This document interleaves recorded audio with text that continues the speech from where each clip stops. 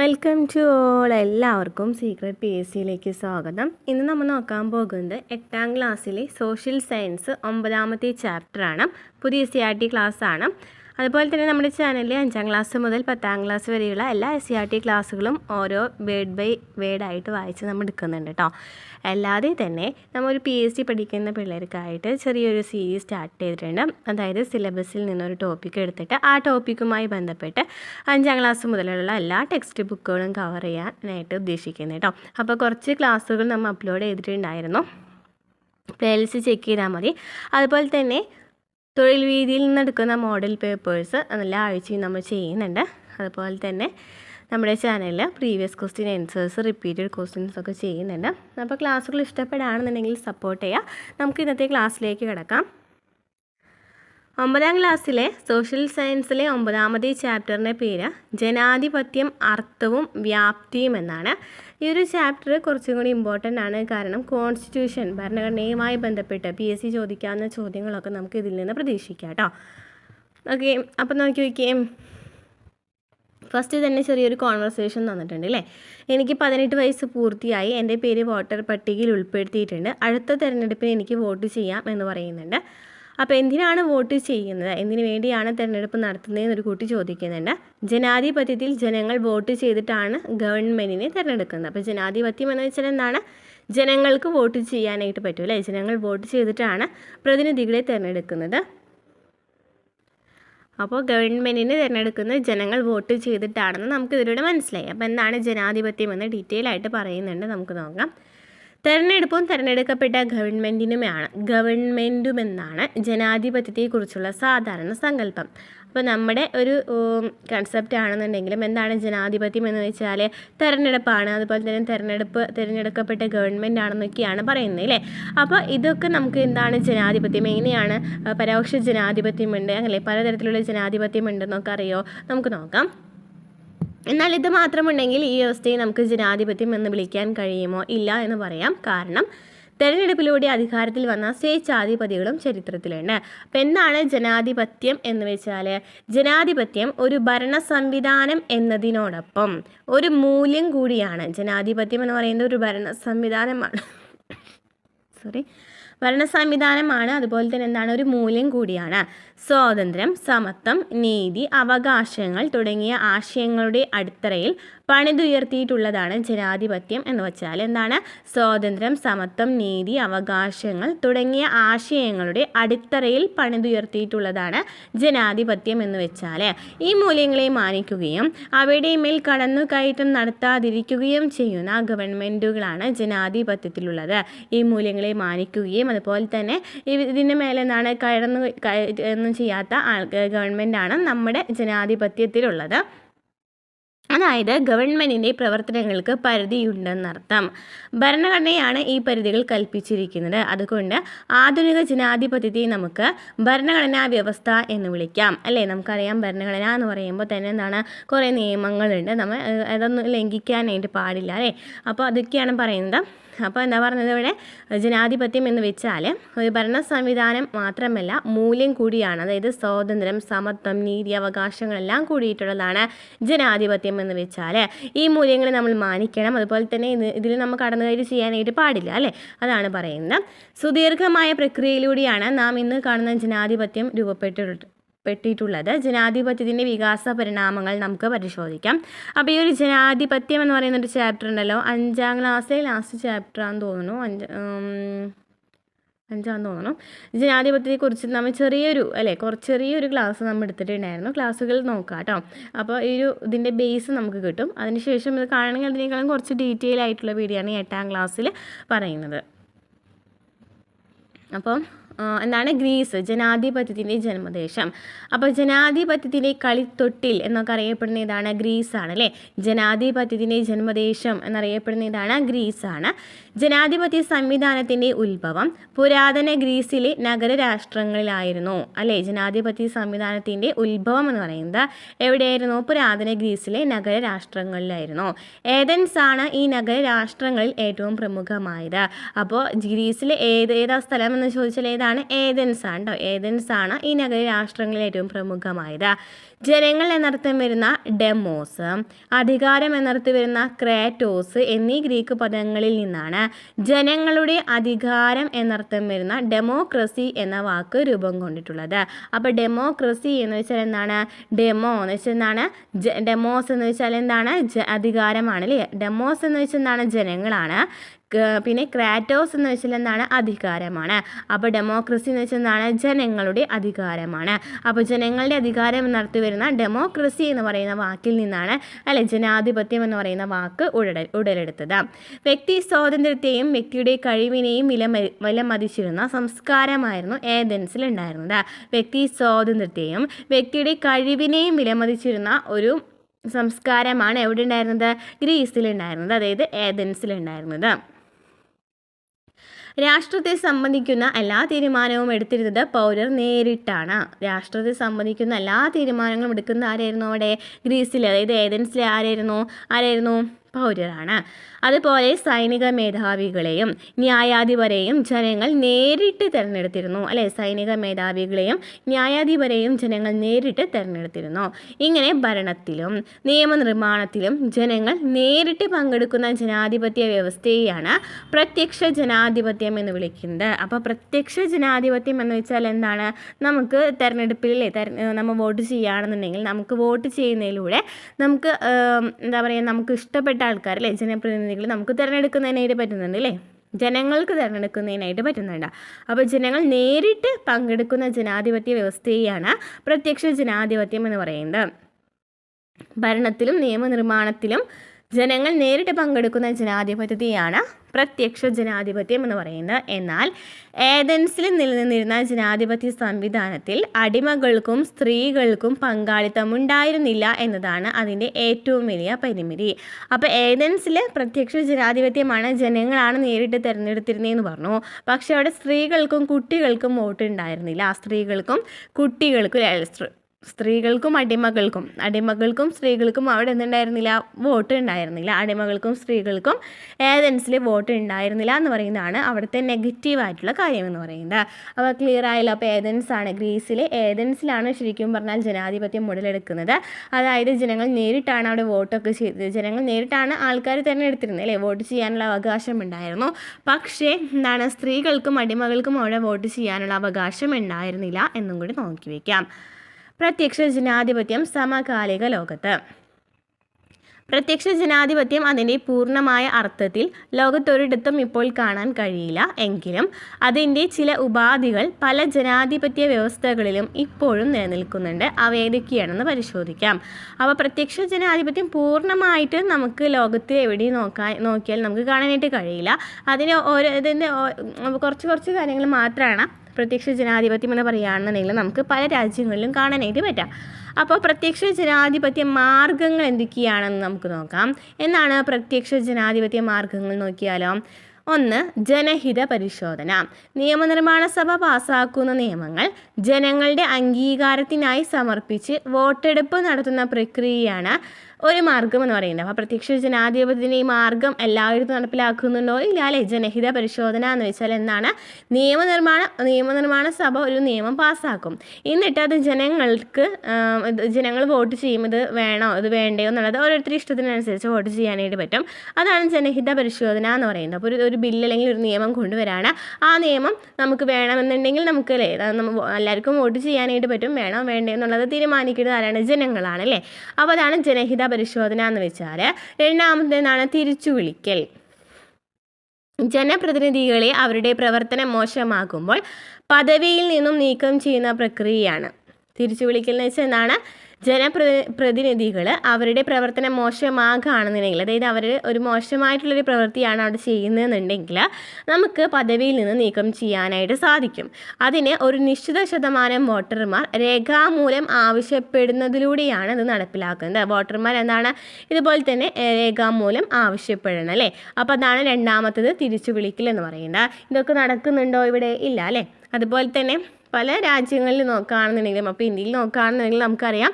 അപ്പോൾ പ്രത്യക്ഷ ജനാധിപത്യം കംപ്ലീറ്റ് ആണെന്ന് നമുക്ക് പറയാനായിട്ട് പറ്റുന്നില്ല അല്ലേ? ഇനി മുൻകൈയെടുക്കൽ എന്താണ്? മുൻകൈയെടുക്കൽ നിയമനിർമ്മാണത്തിൽ ജനങ്ങൾ നേരിട്ട് ഇടപെടാനുള്ള മാർഗമാണ്. നിയമനിർമ്മാണത്തിൽ ജനങ്ങൾക്ക് നേരിട്ട് ഇടപെടാനായിട്ട് പറ്റും.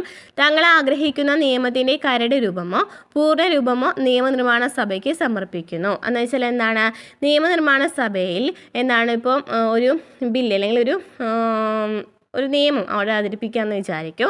അങ്ങനെയാണെന്നുണ്ടെങ്കിൽ ജനങ്ങൾക്ക് നേരിട്ട് ഇടപെടാനായിട്ട് പറ്റും. ഏത് പ്രത്യക്ഷ ജനാധിപത്യത്തിൽ. അതായത് നമ്മൾ ആഗ്രഹിക്കുന്ന കാര്യം കരട് രൂപമോ അല്ലെങ്കിൽ പൂർണ്ണ രൂപമോ ആയിട്ടൊക്കെ എന്ത് ചെയ്യാം, സഭയ്ക്ക് സമർപ്പിക്കുന്നതാണ് മുൻകൈ എടുക്കൽ എന്ന് പറയുന്നത്. നെക്സ്റ്റ് എന്താണ് അഭിക്രമം. അഭിക്രമം എന്ന് വെച്ചാൽ വളരെ ഗൗരവമേറിയ പൊതുപ്രശ്നങ്ങളിൽ ജനങ്ങളുടെ തീരുമാനം അറിയുന്നതിനുള്ള മാർഗമാണ് അഭിക്രമം എന്ന് വെച്ചാൽ എന്താണ്, വളരെ ഗൗരവമേറിയ പൊതുപ്രശ്നങ്ങളിൽ ജനങ്ങളുടെ തീരുമാനം അറിയിക്കുന്നതിനുള്ള മാർഗത്തെയാണ് അഭിക്രമം എന്ന് പറയുന്നത്. അപ്പോൾ പ്രത്യക്ഷ ജനാധിപത്യ മാർഗങ്ങൾ ഏതൊക്കെയാണ്? 1 ജനഹിത പരിശോധന, 2 തിരിച്ചുവിളിക്കൽ, പിന്നെ മുൻകൈ എടുക്കൽ, അഭിക്രമം. ഇതിൽ ജനഹിത പരിശോധന എന്ന് വെച്ചാൽ നിയമനിർമ്മാണ സഭ പാസ്സാക്കുന്ന നിയമങ്ങൾ ജനങ്ങളുടെ അംഗീകാരത്തിനായിട്ട് സമർപ്പിച്ച് വോട്ടെടുപ്പ് നടത്തുന്ന പ്രക്രിയയാണ് ജനഹിത പരിശോധന എന്ന് പറയുന്നത്. തിരിച്ചുവിളിക്കൽ എന്ന് വെച്ചാൽ ഒരു പ്രവൃത്തി ജനപ്രതിനിധികൾ മോശമായിട്ടുള്ള പ്രവൃത്തിയാണ് ചെയ്യുന്നതെന്നുണ്ടെങ്കിൽ അല്ലെങ്കിൽ പ്രവർത്തനമാണ് ചെയ്യുന്നതെന്നുണ്ടെന്നുണ്ടെങ്കിൽ നമുക്ക് അവരെ പദവിയിൽ നിന്ന് നീക്കം ചെയ്യാനായിട്ട് പറ്റും. അതിൽ നിന്ന് അതായത് നമ്മൾ വോട്ട് ചെയ്യുമ്പോൾ ഒരു നിശ്ചിത ശതമാനം വോട്ട് ഇങ്ങനെ പോസിറ്റീവായിട്ടാണ് വരുന്നതെങ്കിൽ ഇവരെ നമുക്ക് ഇതിൽ നിന്ന് നീക്കം ചെയ്യാനായിട്ട് പറ്റും. ഇനി മുൻകൈ എടുക്കൽ എന്ന് വെച്ചാൽ എന്താണ്, നിയമനിർമ്മാണത്തിൽ ജനങ്ങൾ നേരിട്ട് ഇടപെടാനുള്ള ആഗ്രഹം, അല്ലേ, ഇടപെടാനുള്ള മാർഗ്ഗമാണ്. അതായത് അവർക്ക് എന്താണോ ആഗ്രഹം അതൊന്ന് ഒരു കരട് രൂപത്തിലോ അല്ലെങ്കിൽ പൂർണ്ണമായ രൂപത്തിലൊക്കെ സഭയിൽ അവതരിപ്പിക്കാനായിട്ട് പറ്റും, സമർപ്പിക്കുന്നതിനായിട്ട് പറ്റും. ഇനി അഭിക്രമം എന്ന് വെച്ചാൽ എന്താണ്, വളരെ ഗൗരവമേറിയ പൊതുപ്രശ്നങ്ങളിൽ ജനങ്ങളുടെ തീരുമാനം അറിയുന്നതിനുള്ള മാർഗ്ഗമാണ് അഭിക്രമം എന്ന് വെച്ചാൽ എന്താണ്, വളരെ ഗൗരവമേറിയ പൊതുപ്രശ്നങ്ങളിൽ ജനങ്ങളുടെ തീരുമാനം അറിയുന്നതിനുള്ള മാർഗ്ഗം. പ്രത്യക്ഷ ജനാധിപത്യ ഉപാധികൾ നിലവിലുള്ള രാഷ്ട്രമാണ് സ്വിറ്റ്സർലൻഡ്. അപ്പോൾ സ്വിറ്റ്സർലൻഡിലെ പ്രത്യക്ഷ ജനാധിപത്യ ഉപാധികൾ നിലവിലുണ്ട്. പ്രത്യക്ഷ ജനാധിപത്യ ഉപാധികൾ നിലവിലുള്ള രാഷ്ട്രം ചോദിക്കുകയാണെങ്കിൽ ഏതാണ്? സ്വിറ്റ്സർലൻഡാണ്. രാജ്യവിസ്തൃതിയും ജനസംഖ്യയും വർദ്ധിച്ചതോടെ ഗ്രീക്ക് മാതൃകയിലുള്ള പ്രത്യക്ഷ ജനാധിപത്യം പ്രായോഗികമല്ലാതായി. അങ്ങനെയാണ് ഭരണം നടത്തുന്നതിന് വേണ്ടി ജനങ്ങൾ അവരുടെ പ്രതിനിധികളെ തിരഞ്ഞെടുക്കുന്ന പരോക്ഷ ജനാധിപത്യം അഥവാ പ്രാതിനിധ്യ ജനാധിപത്യ സമ്പ്രദായം സ്വീകരിച്ചത്. ഈ സമ്പ്രദായത്തിൻ്റെ പ്രത്യേകതകൾ പരിശോധിക്കാം. അപ്പോൾ എന്താണ് പരോക്ഷ ജനാധിപത്യം എന്ന് വെച്ചാൽ, ഇപ്പോൾ പ്രത്യക്ഷ ജനാധിപത്യം എന്ന് വെച്ചാൽ എന്തായിരുന്നു, നേരിട്ടാണ് വോട്ട് ചെയ്യുന്നത്, അല്ലേ. അപ്പോൾ നേരിട്ട് പ്രതിനിധികളെ തിരഞ്ഞെടുക്കുകയാണെന്നുണ്ടെങ്കിൽ അവിടെ ജനസംഖ്യ കൂടിയപ്പോൾ ഇതിനുള്ള ഒരു സാഹചര്യം തന്നെ ഇല്ലാതായി. അങ്ങനെയാണ് പരോക്ഷ ജനാധിപത്യം ഗ്രീസിലേക്ക് വരുന്നത്. അപ്പോൾ പരോക്ഷ ജനാധിപത്യം എന്ന് വെച്ചാൽ ജനങ്ങൾ തിരഞ്ഞെടുക്കുന്ന പ്രതിനിധികളിലൂടെയാണ് അവിടെ തിരഞ്ഞെടുപ്പ് നടക്കുന്നത്, അല്ലേ. ഭരണം നടത്തുന്നതിന് വേണ്ടിയിട്ട് ജനങ്ങൾ അവരുടെ പ്രതിനിധികളെ തിരഞ്ഞെടുക്കുന്നതാണ് എന്ന് പറയുന്നത് പരോക്ഷ ജനാധിപത്യം എന്ന് പറയുന്നത്. നോക്കാം, പരോക്ഷ ജനാധിപത്യം അഥവാ പ്രാതിനിധ്യ ജനാധിപത്യം എന്ന് വെച്ചാൽ എന്താണ്, ഇൻഡയറക്റ്റ് ഡെമോക്രസി അല്ലെങ്കിൽ റെപ്രസെൻറ്റേറ്റീവ് ഡെമോക്രസി എന്ന് വെച്ചാൽ ഭരണം നടത്തുന്നതിന് ജനങ്ങൾ അവരുടെ പ്രതിനിധികളെ തിരഞ്ഞെടുക്കുന്ന സമ്പ്രദായമാണ് പ്രാതിനിധ്യ ജനാധിപത്യം അഥവാ പരോക്ഷ ജനാധിപത്യം എന്ന് വെച്ചാൽ എന്താണ്, ഭരണം നടത്തുന്നതിന് ജനങ്ങൾ പ്രതിനിധികളെ തിരഞ്ഞെടുക്കുന്നു, അവരുടെ പ്രതിനിധികളെ തിരഞ്ഞെടുക്കുന്നതിനെയാണ് പ്രാതിനിധ്യ ജനാധിപത്യം അല്ലെങ്കിൽ പരോക്ഷ ജനാധിപത്യം എന്ന് പറയുന്നത്. നമുക്ക് പരിചിതമായ പ്രാതിനിധ്യ ജനാധിപത്യത്തിൻ്റെ തുടക്കം 18-19 നൂറ്റാണ്ടുകളിലെ യൂറോപ്പിലാണ്. അപ്പോൾ യൂറോപ്പിലാണ് പ്രാതിനിധ്യ ജനാധിപത്യം അല്ലെങ്കിൽ പരോക്ഷ ജനാധിപത്യം തുടങ്ങുന്നത്. ബ്രിട്ടനിലെ പാർലമെൻറ്റിൻ്റെ വളർച്ച പ്രാതിനിധ്യ ജനാധിപത്യ വ്യവസ്ഥയുടെ ഉദയത്തിന് കാരണമായി. ബ്രിട്ടനിലെ പാർലമെൻറ്റിൻ്റെ വളർച്ച പ്രാതിനിധ്യ ജനാധിപത്യ വ്യവസ്ഥയുടെ ഉദയത്തിന് കാരണമായി. രാജവാഴ്ചയുമായുള്ള നിരന്തര ഏറ്റുമുട്ടലിലൂടെയാണ് ബ്രിട്ടീഷ് പാർലമെൻ്ററി ജനാധിപത്യം ശക്തി പ്രാപിക്കുന്നത്. അപ്പോൾ രാജവാഴ്ചയൊക്കെ നിലനിന്നിരുന്ന ആ ഒരു സമയത്താണ്, അല്ലേ, പാർലമെൻ്ററി ജനാധിപത്യം വരുന്നത്. അപ്പോൾ അതും തമ്മിൽ എന്തായിരുന്നു, നല്ല മത്സരമായിരുന്നു എന്നാണ് പറയുന്നത്. പാർലമെൻറ്റിനോട് കൂട്ടുത്തരവാദിത്തമുള്ള മന്ത്രിസഭയാണ് പാർലമെൻ്ററി ജനാധിപത്യ വ്യവസ്ഥയിൽ ഭരണം നടത്തുന്നത്. പാർലമെൻ്ററി ജനാധിപത്യ വ്യവസ്ഥയിൽ ഭരണം നടത്തുന്നത് പാർലമെൻറ്റിനോട് കൂട്ടുത്തരവാദിത്തമുള്ള മന്ത്രിസഭയാണ്. പ്രായപൂർത്തി വോട്ടവകാശവും പൗരാവകാശങ്ങളും ബ്രിട്ടീഷ് പാർലമെൻ്ററി ജനാധിപത്യ ചരിത്രത്തിലെ നാഴികക്കല്ലുകളാണ്. പ്രായപൂർത്തി, വോട്ടവകാശം, പൗരാവകാശങ്ങളൊക്കെ ബ്രിട്ടീഷ് പാർലമെൻ്ററി ജനാധിപത്യ ചരിത്രത്തിലെ നാഴികക്കല്ലുകളാണ്. സ്വാതന്ത്ര്യം, സമത്വം, സാഹോദര്യം എന്നീ ഫ്രഞ്ച് വിപ്ലവാശയങ്ങളും പ്രാതിനിധ്യ ജനാധിപത്യ മൂല്യങ്ങൾക്ക് മികച്ച സംഭാവനകൾ നൽകിയിട്ടുണ്ട്. എന്തിനാണ്? ഫ്രഞ്ച് വിപ്ലവാശയമാണ് സ്വാതന്ത്ര്യം, സമത്വം, സാഹോദര്യം എന്ന് പറയുന്നത്. അതും ഈ പ്രാതിനിധ്യ ജനാധിപത്യ മൂല്യങ്ങൾക്ക് മികച്ച സംഭാവന നൽകിയിട്ടുണ്ട്. അപ്പോൾ പ്രത്യക്ഷ ജനാധിപത്യം എന്ന് വെച്ചാൽ ജനങ്ങൾ നേരിട്ടായിരുന്നു ഭരണം നടത്തിയിരുന്നത്. പരോക്ഷ ജനാധിപത്യം എന്ന് വെച്ചാൽ എന്താണ്? ജനങ്ങൾ പ്രതിനിധികളിലൂടെയാണ് ഭരണം നടത്തുന്നത്. പരോക്ഷ ജനാധിപത്യം എന്ന് വെച്ചാൽ എന്താണ്? ജനങ്ങൾ പ്രതിനിധികളിലൂടെയാണ് ഭരണം നടത്തുന്നത്.